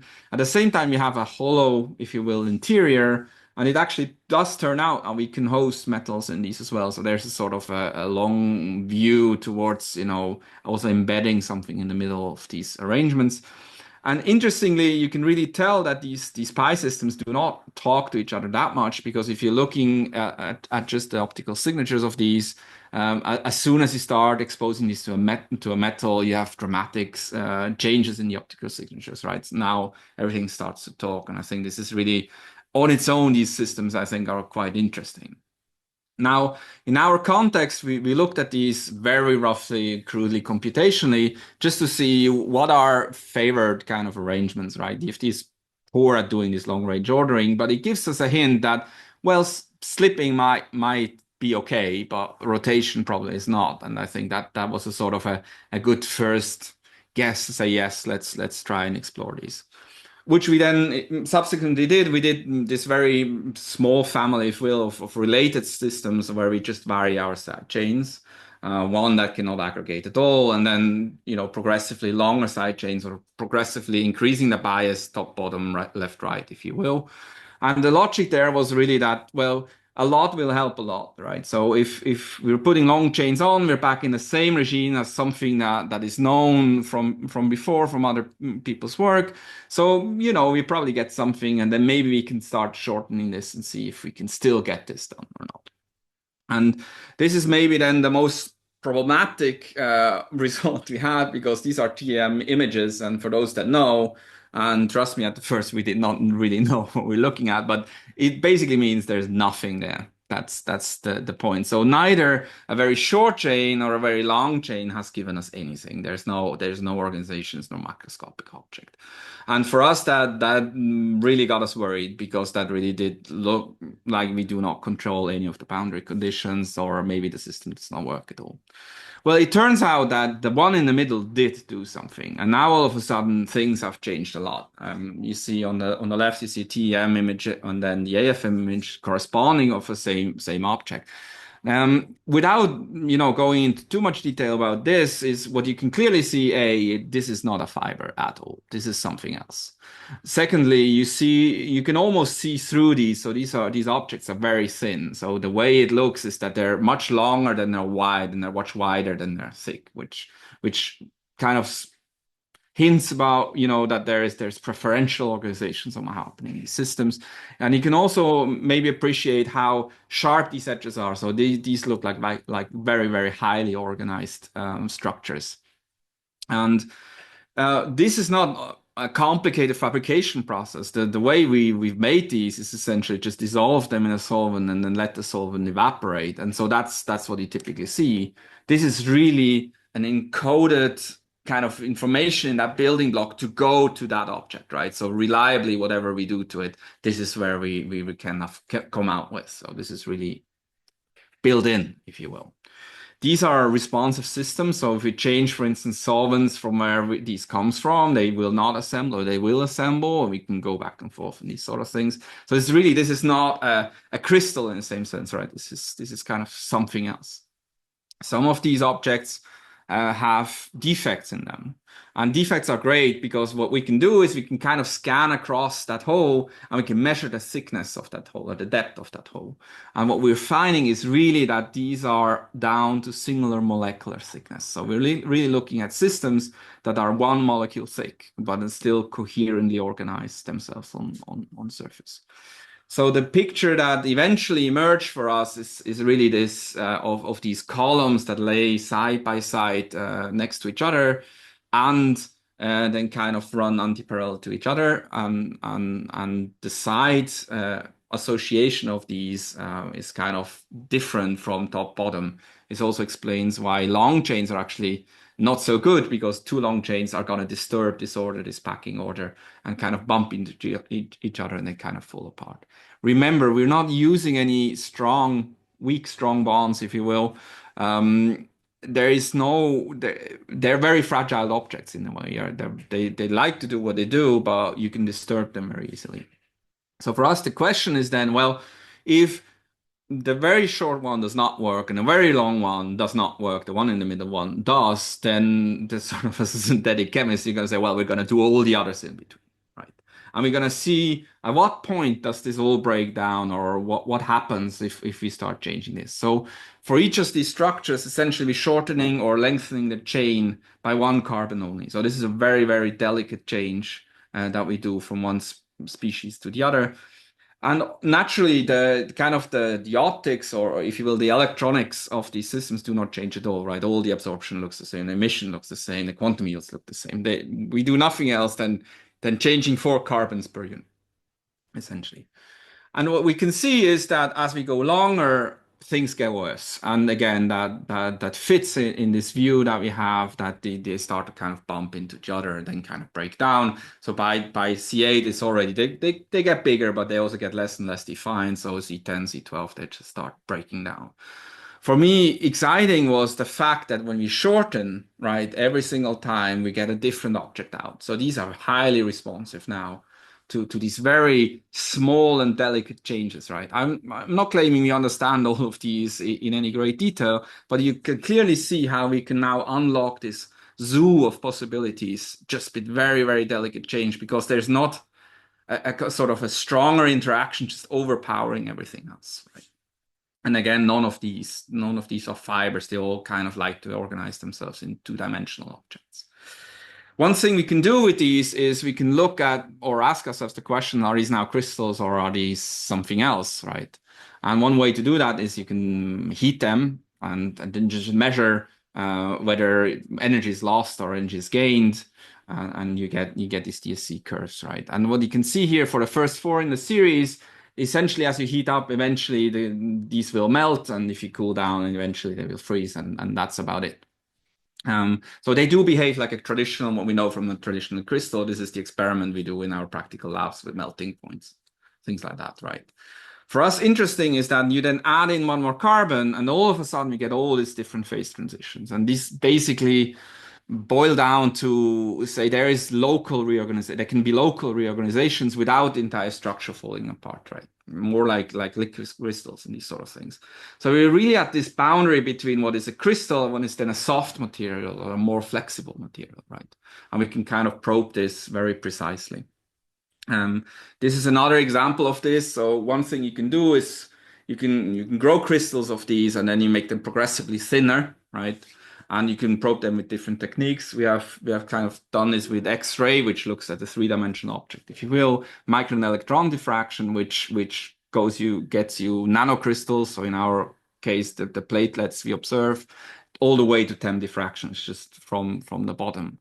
And again, in C4, we see that we don't get atomic resolution, but in C4, what we see is that the unit cell we're getting out is always the same, right? No matter how thick the 3rd dimension is, in a way, the data you're getting out is the same. Whereas in C5, the crystal that we can grow actually differs from a nanocrystal, which means there's subtle rearrangements already happening just because there's not many layers now on top of each other. These things can change, but then again, it's consistent. So we have a local kind of organization, which probably are some of these columns just coming down and really lying side by side.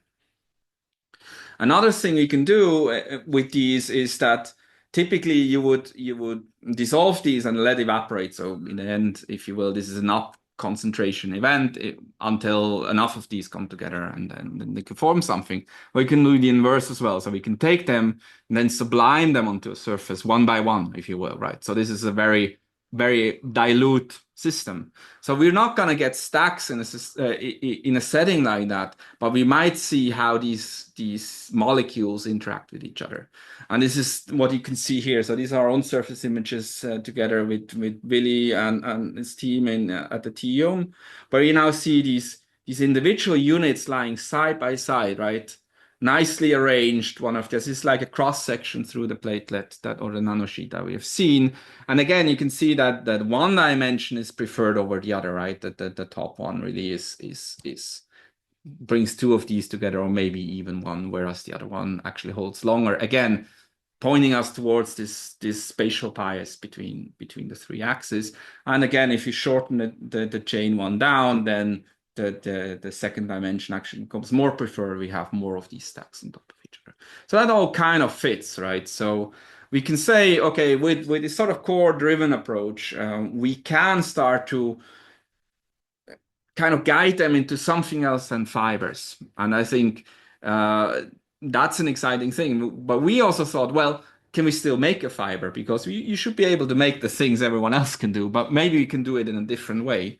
And the idea behind what we've done there is just to say, well, if directional scrambling or uniformity of your stacks, is kind of give you a fiber, then we could do the same thing. Instead of having it twist and do the scrambling that way, we can actually just make our compounds that sort of all axes are roughly the same thing, and then maybe we get fibers back.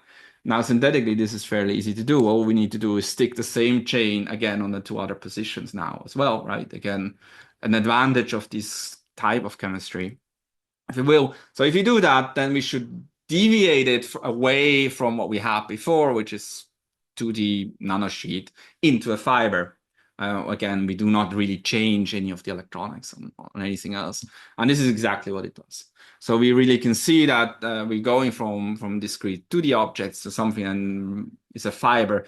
I'm not calling these good fibers. They're not really happy to do this, but this is the only option they kind of have. And they do. So they do form these stacks, then bundle together, kind of form these fibrous objects. So I think at that point, we're really now at this intersection where we can start playing and trying things and exploring what else is possible with the same motifs, right? And one thing we have used this for, which I think is a nice little example of this, is the interplay with water. It's very much known in the field that water plays a significant role at the outcome of self-assembly and organization, right? Even trace amounts can actually have a profound impact. And one of the questions we asked ourselves is, can we probe the effect of water on the organization of our self-assembled systems somehow, right? And the idea behind what we had there is to say, well, our systems do have kind of a pie-rich part, and they also have a hydrogen bonding domain in the middle that is not exploited. And we know this from our studies, that is not really used. So it's just there, but kind of does not anything. But water potentially could interact with these sites, right? Now, if you want to solve the structure, then we kind of need to make an analogon that organizes the same way, but maybe is crystalline enough for us to, at least by microelectron diffraction, that we can kind of solve the structure and really probe the organization, right? So what we've done is essentially take that this alkyl chain and replace it with a phenyl ring with a bit more interaction, a bit less floppiness, if you will, less grease. It might give us the same organization, but more crystalline.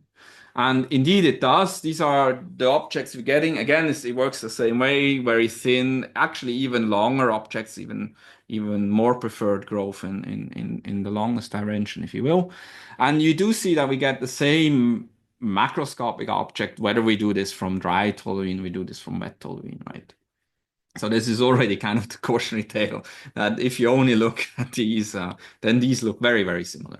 And we can indeed solve the structure. So this is the one from dietoluene, and really you can see this slight slipped arrangement of these columns. These columns do indeed run and parallel to each other. And again, we're in sort of pi-pi contact. So nothing really surprising about this at all. But now when we introduce water into these systems, actually water intercalates. And we have now completely switched the mode of association from a pi-pi stack into one that is exclusively hydrogen bonded, right? So we really have a system that is just kind of water on a string, if you will, where the distance between each unit is actually more than the pi-pi distance. So they no longer really talk to each other. And we can sort of go back, so we can anneal them and remove water, and they will collapse again into the other system. So you can see that the local organization is completely different for these two. Now the sort of the secondary emerging structure is still a stack, so all the other kind of organization principles still apply, but your local organization is very, very different. I think this is a very excellent kind of feature that we can only do because we do not override it constantly with something strong, right? You need a very delicate balance to kind of probe this, and I think this is really nice. Another sort of topic revolving around this is the question now: what happens with chirality? chirality matters a lot in side chains, right? We can gear these towards exclusively formation of one or the other enantiomer and things like that. So what about chiral surfaces in these kind of systems? And this is very, very ongoing work, but I thought I'd show you it anyway. I like it a lot. And the idea here was that, well, we can now use kind of our typical pi nanographene type of chemistry. We can actually start making helicines on the backbones of these carbozoles, right? And because we're doing these, the structure we're getting out, this is one crystal structure. What you can see is these helicities that come off the back end of this. Obviously, when we do it the way we do it, we get the racemate, so we get both helices and also the mesoform of these two.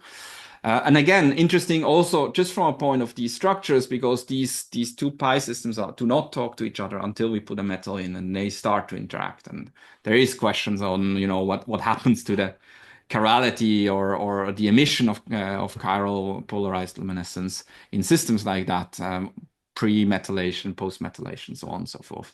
But for us, the interesting bit in a way is how these can now come together, right? If you have an enantiomer coming together, they're gonna arrange one way, but the mesostructure, when one points up and the other one points down, cannot arrange in the same way. And we have done these, we put them together, and this is very much where we're at the moment, is if you're using all three systems, then essentially we get two different types of objects. This is at least how it looks. Whether or which one is which, we don't know at the moment. I would speculate that very likely the mesoform can actually organize nicely into a linear arrangement, whereas the chiral one cannot, and they start twisting on itself. So one of them more resembles a two-dimensional object, and one of them is more goes back towards something that may or may not be a fiber. So this is something we do at the moment. I think today they're separating out these enantiomers, they're configurationally stable, and then see where we can kind of take this next. Which to me, again, what the take-home message here is really that what we're trying really to do is we're making fun molecules and distort them in all sorts of ways. This is just one of them. And then see if we can retain that information across the scale. And whatever we're getting out the other end actually can be tuned and changed, almost like a synthesis approach, right? So we change one thing at a very small scale, and it has a predictable impact on the other, which of course is not an easy thing to do. But I think we're getting there, and I hope I can show you a little bit that really for us shape matters a lot, whether that's on the synthesis scale or whatever we're getting out at the end. I do think I leave it here. Of course, thank you to all the team, particularly Joe, Lucia, and Kai, who have done a lot of the work that I've shown you today, and all the respective fundings, of course, the collaborators, because this needs a lot of different expertise to kind of sort through all of that, and all of you kind of having me here as well. Thanks. Cheers. Great. Michael, super talk. Functional materials, big materials, interesting compounds, interesting materials coming out the other end. Dennis, straight in there with the question. Over to you. I make really nice stuff. In some of your images, the materials look relatively uniform in length. Like, what defines the ends, especially when you don't, or is it just the image we were looking at? Is this totally stochastic? It's not totally stochastic. They are surprisingly uniform. I mean, they're not gonna be down to, you know, sort of 200 nanometers or so, but they do, you know, break down whether they're sort of microns or tens of microns. Beyond that, it doesn't really work. Below that either. There is an aging effect as well, but I'm not entirely sure. They do apparently like to grow to a certain size and roughly stay there. We have not really been able to make them longer or make them shorter, you know, with the respect of just kind of terminating growth and then imaging them. And it's still something we're kind of looking at. We have some ideas how we could go on about doing that. But so far, I would say they're fairly uniform, fairly well behaved, surprisingly so, I would say. Yeah, cool molecules. Thanks. Thank you. Cheers. Thanks, Dennis. Over to you, John, now. To me? John, yes, please. Oh, okay, thanks. Beautiful structures. To what extent can you use computation to actually design the properties of these structures that you're making? Should I say not at all? It's probably you the haven't, most of course, now. I mean, it's obviously very qualitative. Right. But can you use computation to predict what the effect of a single methylene group added will be? I don't think we can do it where I don't think yet. The most basic problem really is that things like DFT are completely breaking down as soon as there's sort of any really long range order involved. We have teamed up with people from Imperial to kind of have this on a more sort of combined approach with, from data from crystal structure and MD simulations to try to get a sense of this. I would say at the moment we're very, very far away from this. I think it is easier to do on systems that have stronger bonds, and I'm thinking back to the hydrogen bonds, right? These, by now, if you think about AlphaFold and things like that, there you can get this easier. I think for us, it's still very, very far away, unfortunately, for now. You also mentioned the possibility of incorporating metal ions. Right. Have you actually done that yet? Well, we have to some extent, and what we're seeing is we do get objects back that look roughly similar. And the biggest problem is these are not good ligands in the sense that they don't hold on to that metal the same way a porphyrin does, say. So the question is always, is that metal still in there on the objects that assemble, or is it the part where we have lost them, right? So one way we're trying to there's two things we thinking about how we get around these. One of them is really make them better kind of ligands, and there's a way we can do that by increasing especially the electron density on the pyridine, so that could help. We could also bring back the hydrogen bond, just not at the core, but further down the chain, so where it will not induce twist, in order to make them hold together better. And you see it from the water a little bit. It does hint at the possibility of using things like a lanthanide or so in between them, actually sandwiched in, right? Which could also be quite interesting. At the moment, I would say it kind of works, but because they're so delicate in a way, it needs more engineering to be sure that this is the object we're looking at, and the properties we're getting out is really arising from the fact that metal is present or not in a bound way. Yeah. Thanks, Don. Thanks, Michelle. Again, we might leave it there just the time. So, Christoph, I'll pass it over to you to introduce our final speaker for today, which is Nikolai Kramer from the EPFL, and he will be speaking about engineering chiral cyclopentadienyl metal catalysts for NN-selective CH functionalizations. Nikolai. Well, thank you very much. It's, I think, a slight change in the title and also the content, because I felt like I want to share a little bit more of a story today that, you see how a whole research area developed and evolved over, multiple generations of PhD students, I would say. And this is sort of like, I think I can't hide anything behind the title, but it's essentially what my lab does. It's the question, what stands is the square brackets. And this is, for us, mostly one of those big hassles if you work in asymmetric catalysis is actually to find the correct L star, the ligand. It's you have a huge time consumption in thinking of what it could be, and especially if that L star is not commercially available, then you have first to envision what kind of interaction when I have. They should be synthesized. You go to the drawing board, execute them benchwork, do then a selected range of reactions to test them, which likelihood that they don't work correctly is very high. You have to do more benchwork, and ultimately sort of like you have to repeat the task.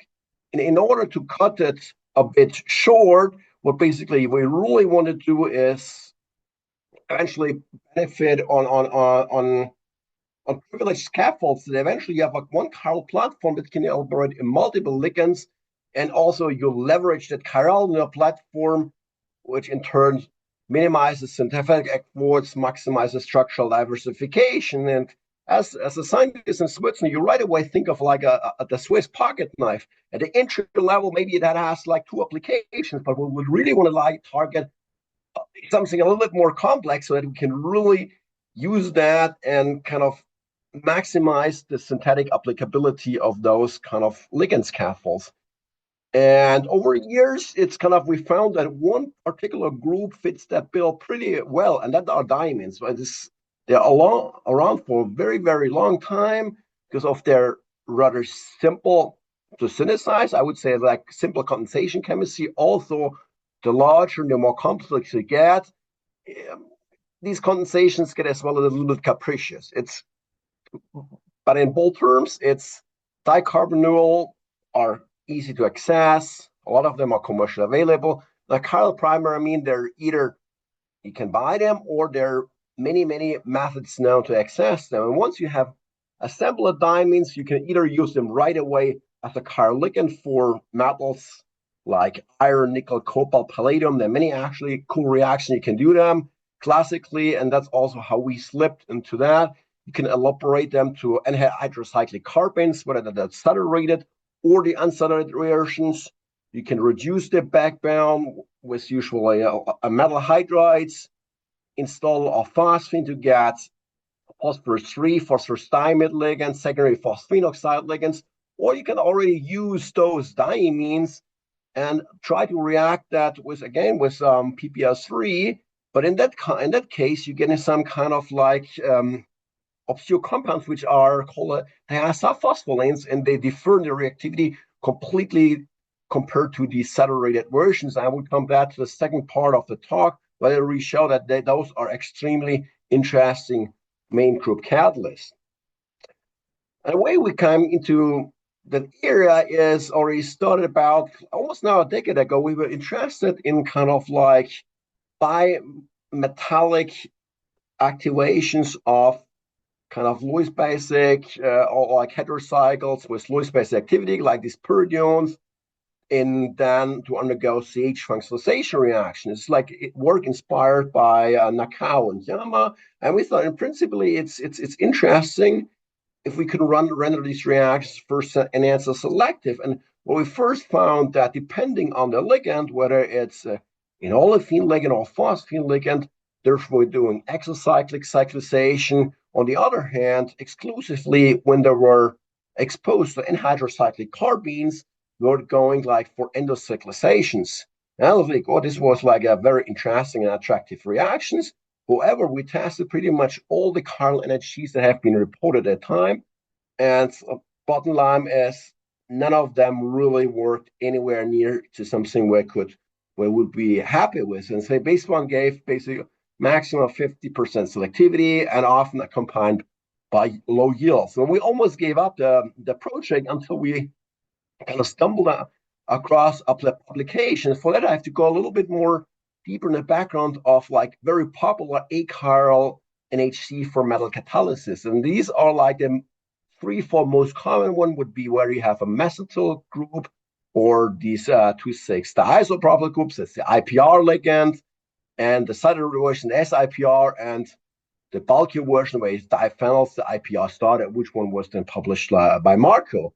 And that was like interesting, very interesting work reported by Gawley, which basically merged like IPR and IPR star, something which is then giving a C2 symmetric molecule, which produces what we say is sort of a chiral hybrid offspring of that. And this was like published in JACS 2011. Maybe the application was not the most interesting, but to a great surprise, that was a paper which basically kind of completely slipped any reviews of chiral NHCs. And as consequence, that left really dormant, very few citations on that. And with it, this would be a cruel opportunity because now we would have that sort of tunability that would be necessary for working with it.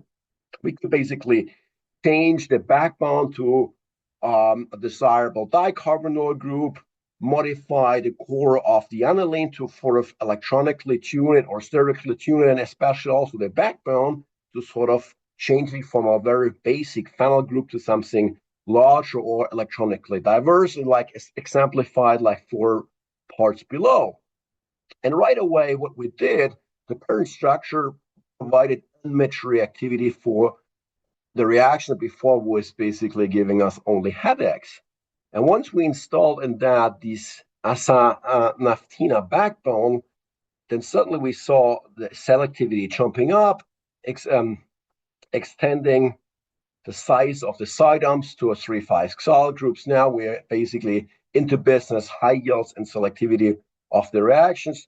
Overall, that works now for broad range of 6-membered ring, different substitutions, like different type of carbonyl-bearing heterocycles, paraproteins. Usually everything was like working fine. And then we thought, well, eventually we want to extend the reactivity and show that it also works not only for these pyridones, but also another class of interesting heterocycles. And this time it's an electron-rich like indole group. However, in that case, well, we were back to square one of the drawing board. And that's also one where I explicitly show a little bit of the optimization, because the thing is, it gives a very important take-home message if you work in asymmetric catalysis. It's not only the relative selectivity of the two enantiomers that are form matter, but also their absolute value, because it's like you look at the unsaturated version, not a great yield, but a EE like a 62 to 38. If you work with the reduced version, now it's as selective as the other one, but surprisingly to us, the selectivity was in favor of the other enantiomer. Same goes through if you work for the unsaturated version with a bulkier ligand.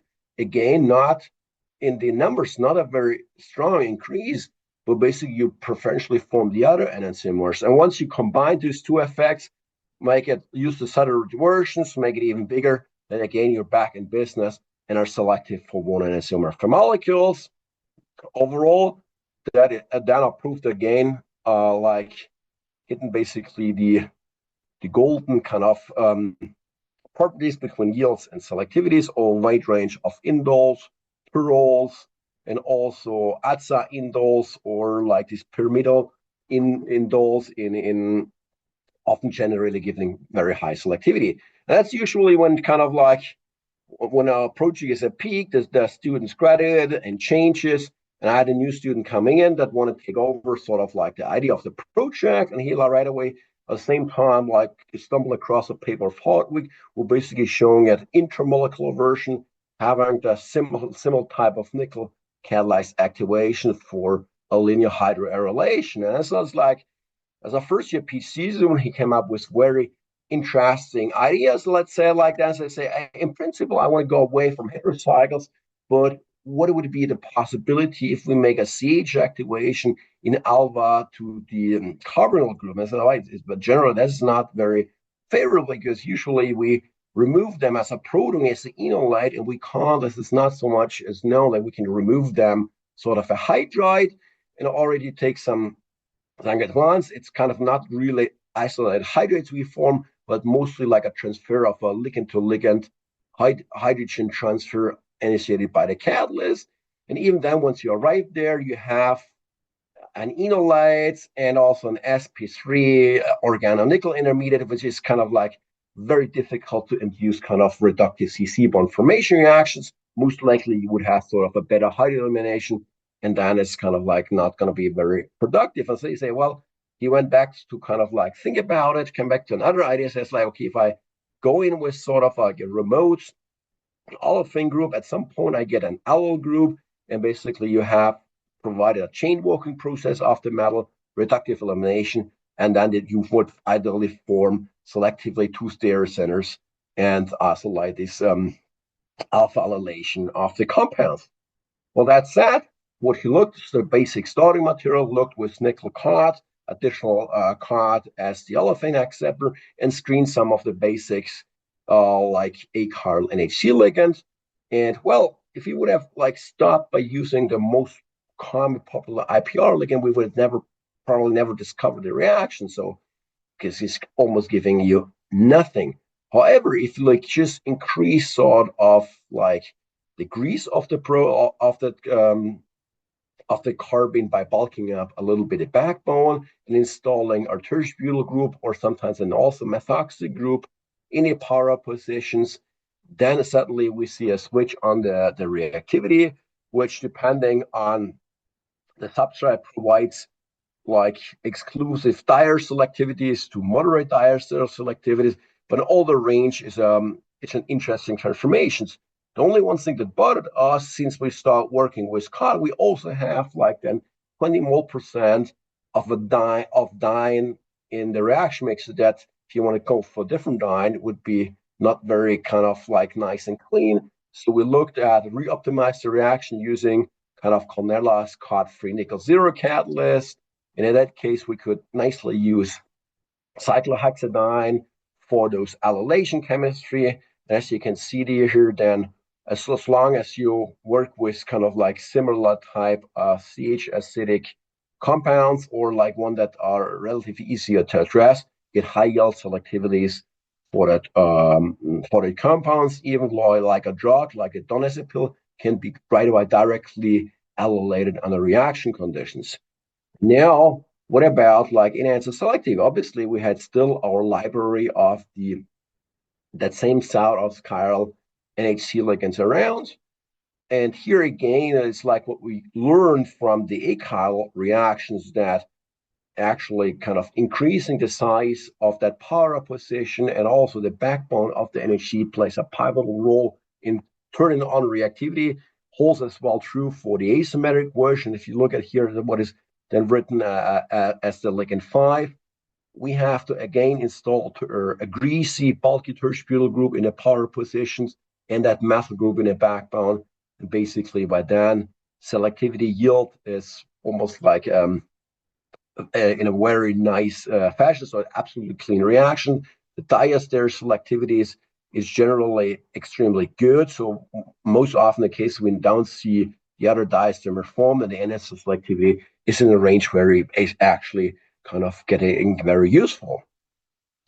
And when then it's like issue one was like looking at a reaction mixer, try to crystallize these nickel NHC complexes. And then suddenly something kind of weird happens because he tried to recrystallize the reaction in a nitrile. And he said like he forms a different compound, completely changes colors.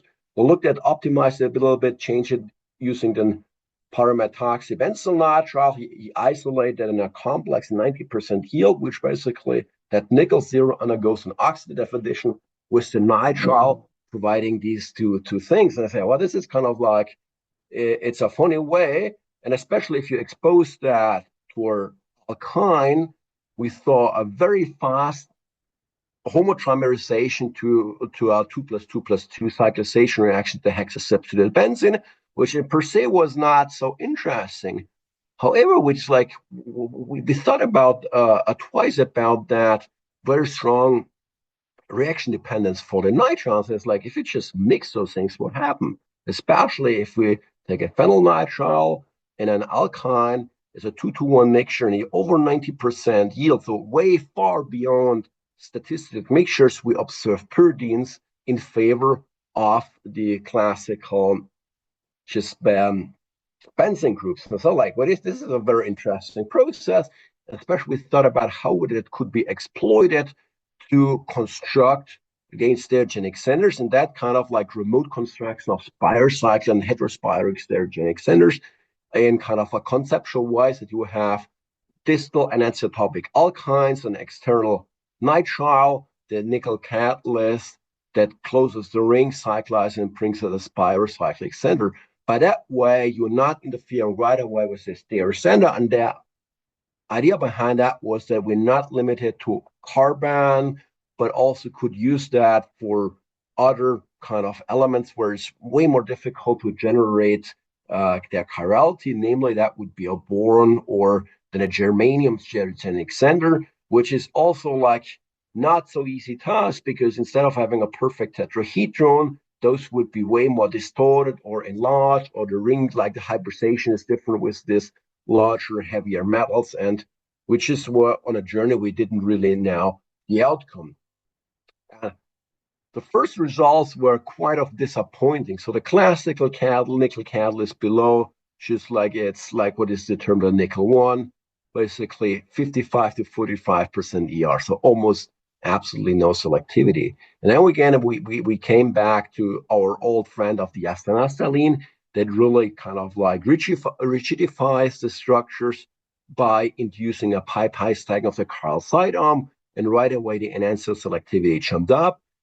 Obtaining crystal structures on that, we thought it was like first thing to a way to improve it. Basically, if you just change the electronics of the side arm to reinforce the pi-pi stacking, the best way to do that was by introducing this meta-difluorophenyl substituent, which really rigidifies structures. So right away shows us that this compound is way more crystalline, and by that way, enhancer selectivity jumped over 90% EE. And with that, right away, we can run the reaction. For those chemistry, kind of like a rather low catalyst loading of like 1 to 3% of a nickel, room temperature reactions. And to our surprise, it runs with pretty much any nitrile that we could find, was an aromatic, aliphatic, heterocyclic nitrile. The side arms, you can have olefins, all kind of groups there. And notably, it's when we used to boron stereogenic centers, that was like very well tolerated. The reactions is led to kind of like pretty stable, like boron stere centers, which did not epimerize during the reaction conditions. Very kind of like good yields and selectivities. Also, we moved on. We tried obviously the silicon stereogenic center, but in that kind, allo like this propylic silo starting materials are not stable under reaction conditions.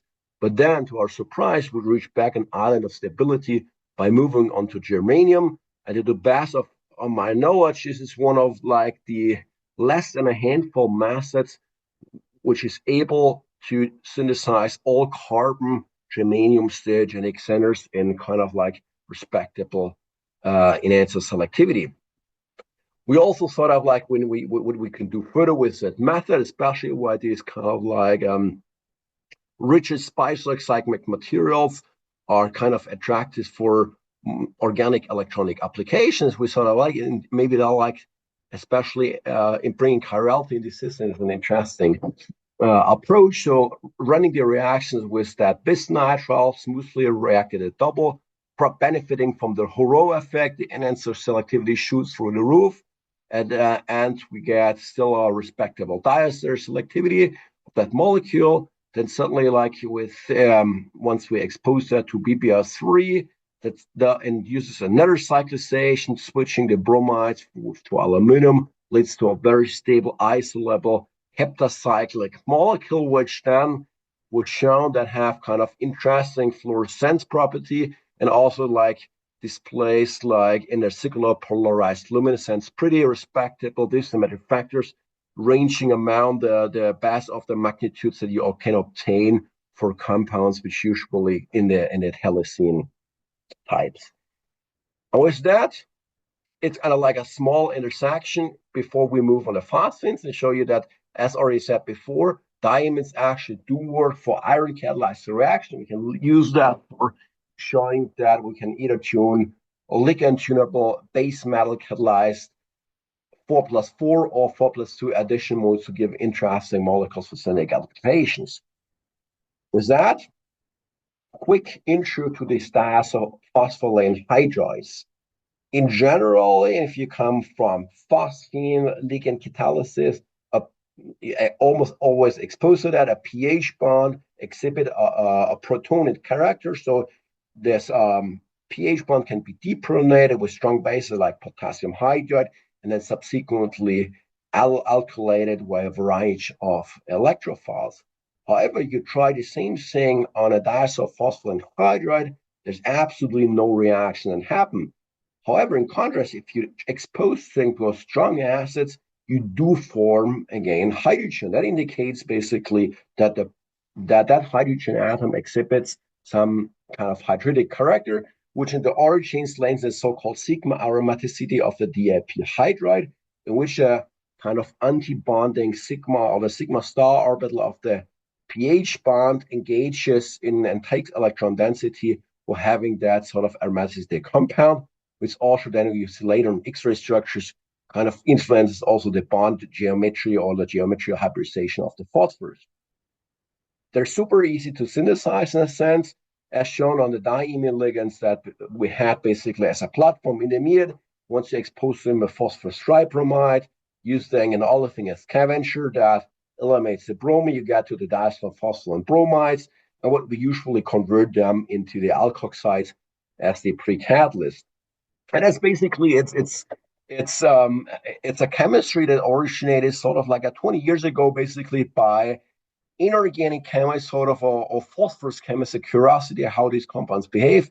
The main player in that field was Gudat from Germany, and also later on that was picked by Kinshow and shown pretty much that actually was if you expose them to phenylcobalane, you can generate the hydrides, and especially then they can add across polar double bonds. And that for us, that's kind of sparked our interest in terms of like whether when you have like chiral atoms, whether that addition could be sort of an enhancer selective. And then it was like leading to the next question, which is like, what would be the intermediate in this form? Is a C-bound or O-bound enolate? And if it's O-bound enolate, what have the reactivity? And later on was like to show that we can actually have a catalyst turnover by addition phenylcobalane regenerated, the DAP hydride, and have the work up. So a lot of questions, and we sort of like that was a lot of uncertainty to address them. So first we just like prepared some chiral version of the DAP precursor and run that instead, let's say, a kind of well-behaved model type of reaction, the one for addition of a hydride to an activated olefin, likely enones or acyl perols.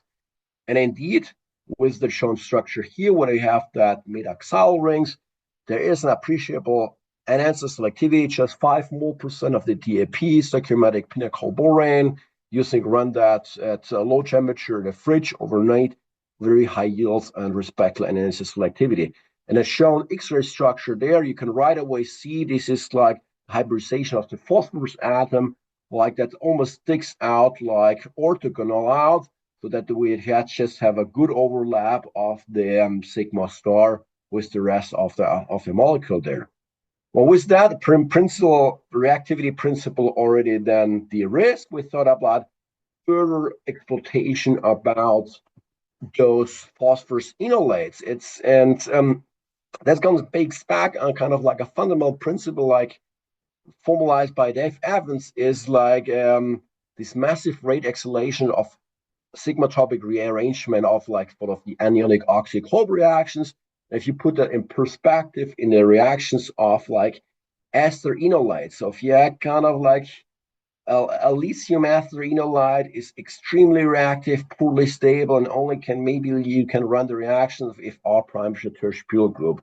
On the other hand, what people have been done, basically introducing silyl and ketene acetals that nicely work with by Mukamaya-Aldo reactions. They have a very good stability, but already at the expense of a much lower reactivity. And our hope was by that kind of induced polarization of phosphorus-oxygen bond that on one hand, we inherit a good stability of a kind of like mostly covalent bond, but by the polarization, we retain a much better reactivity.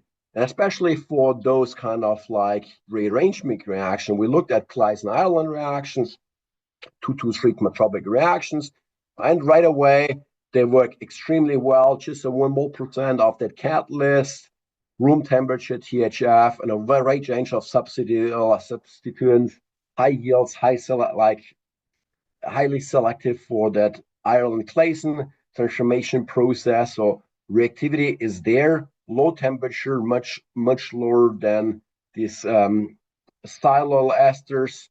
We then thought of like one further approach to kind of like getting selectivity in these reactions, sort of like, is there fundamental transfer selectivity possible? We looked at by this Meslo-Evans reaction, where you have our chiral sulfinamide group there, which chirality is then transferred during the reactions. And a nice side effect is sort of that shortcut of that Meslo-Evans, that under the reaction conditions, DAP hydride is also able to reactively cleave the SO bond form. So in principle, it's like an enhancer selective addition of water to an activated double bond, but basically counter typical electronics. The transfer of chirality is good.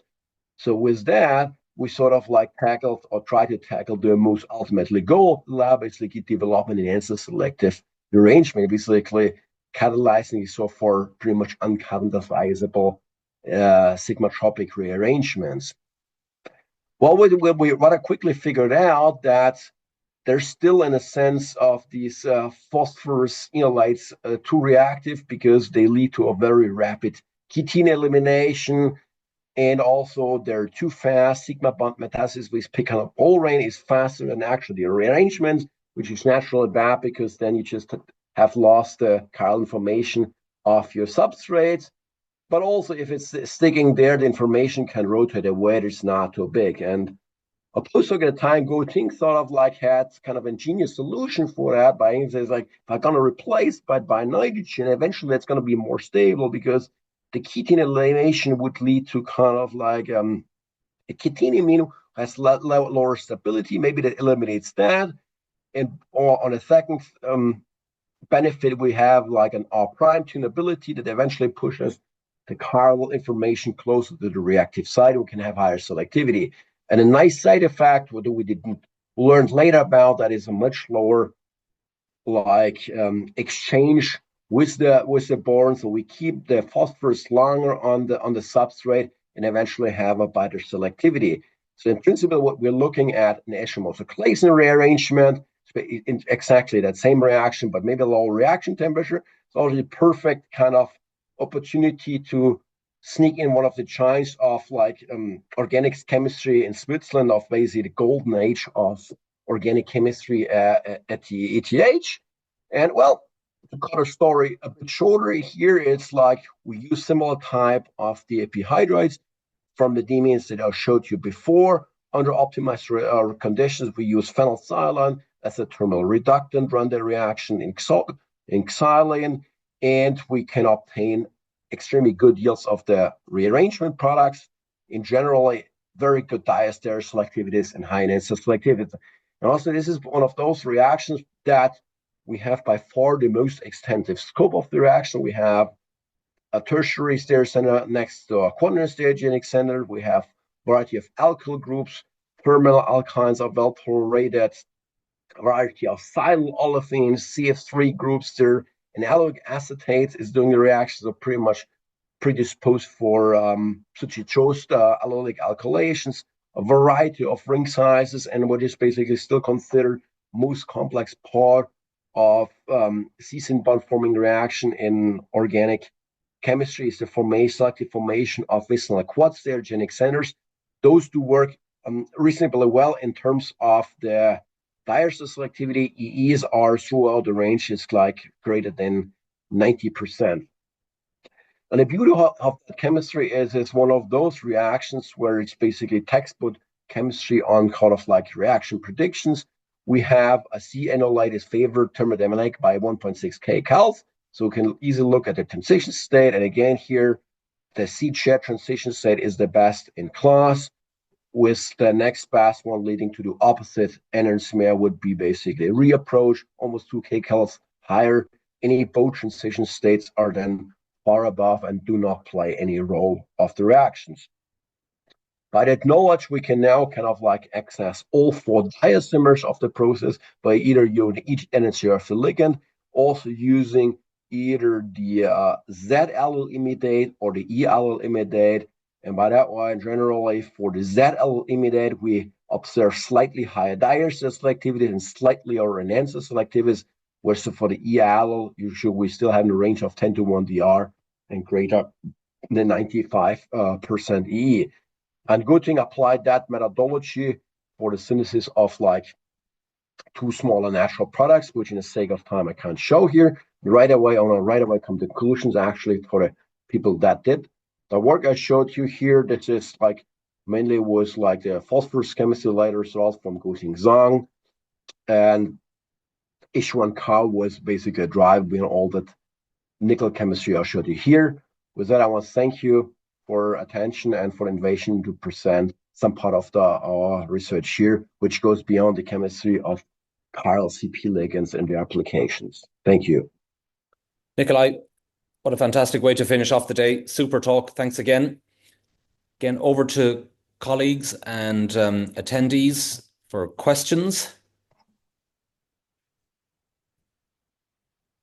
I don't see any coming through on the Q&A, at least not just yet.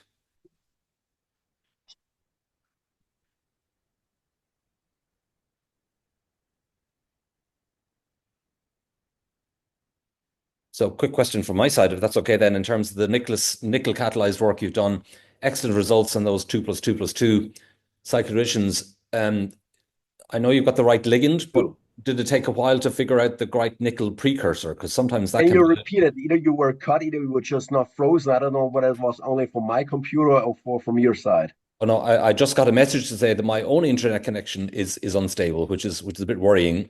I'll repeat the question. I really liked your nickel catalyzed 2+2+2 cyclo additions, and you've obviously got a really good ligand system there in terms of what's being used.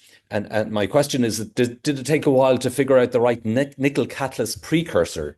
Yes, absolutely. It's kind of like, it's a lot of, you would need to like a nickel zero precursors, but most of the common ones also, including the new developments that often have other olefins, stilbenes or electron poor ligands on it, they reduce reactivity big time.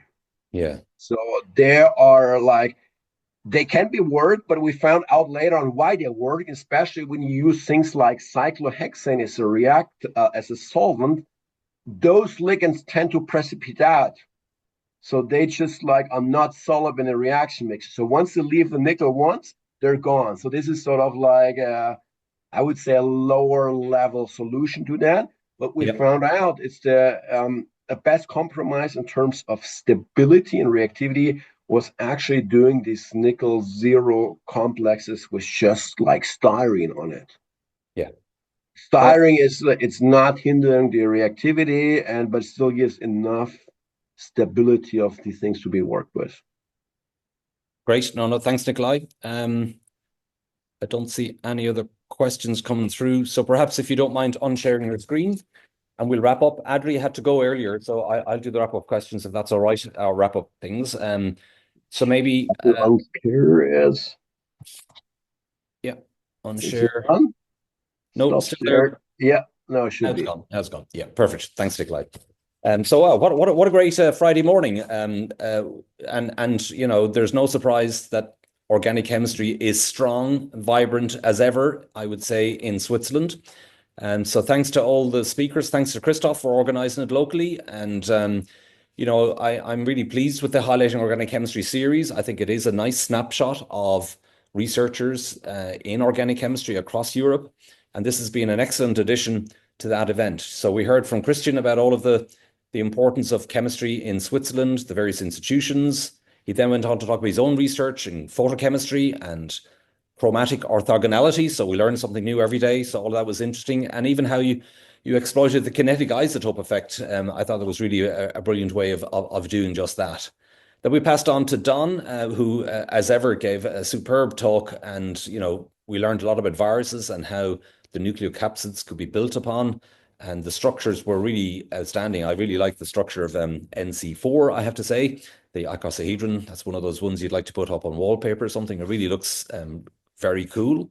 And as ever, the evolution work that Don has been involved in for many, many years, you know, he's been able to apply that so brilliantly now to those nucleocapsids.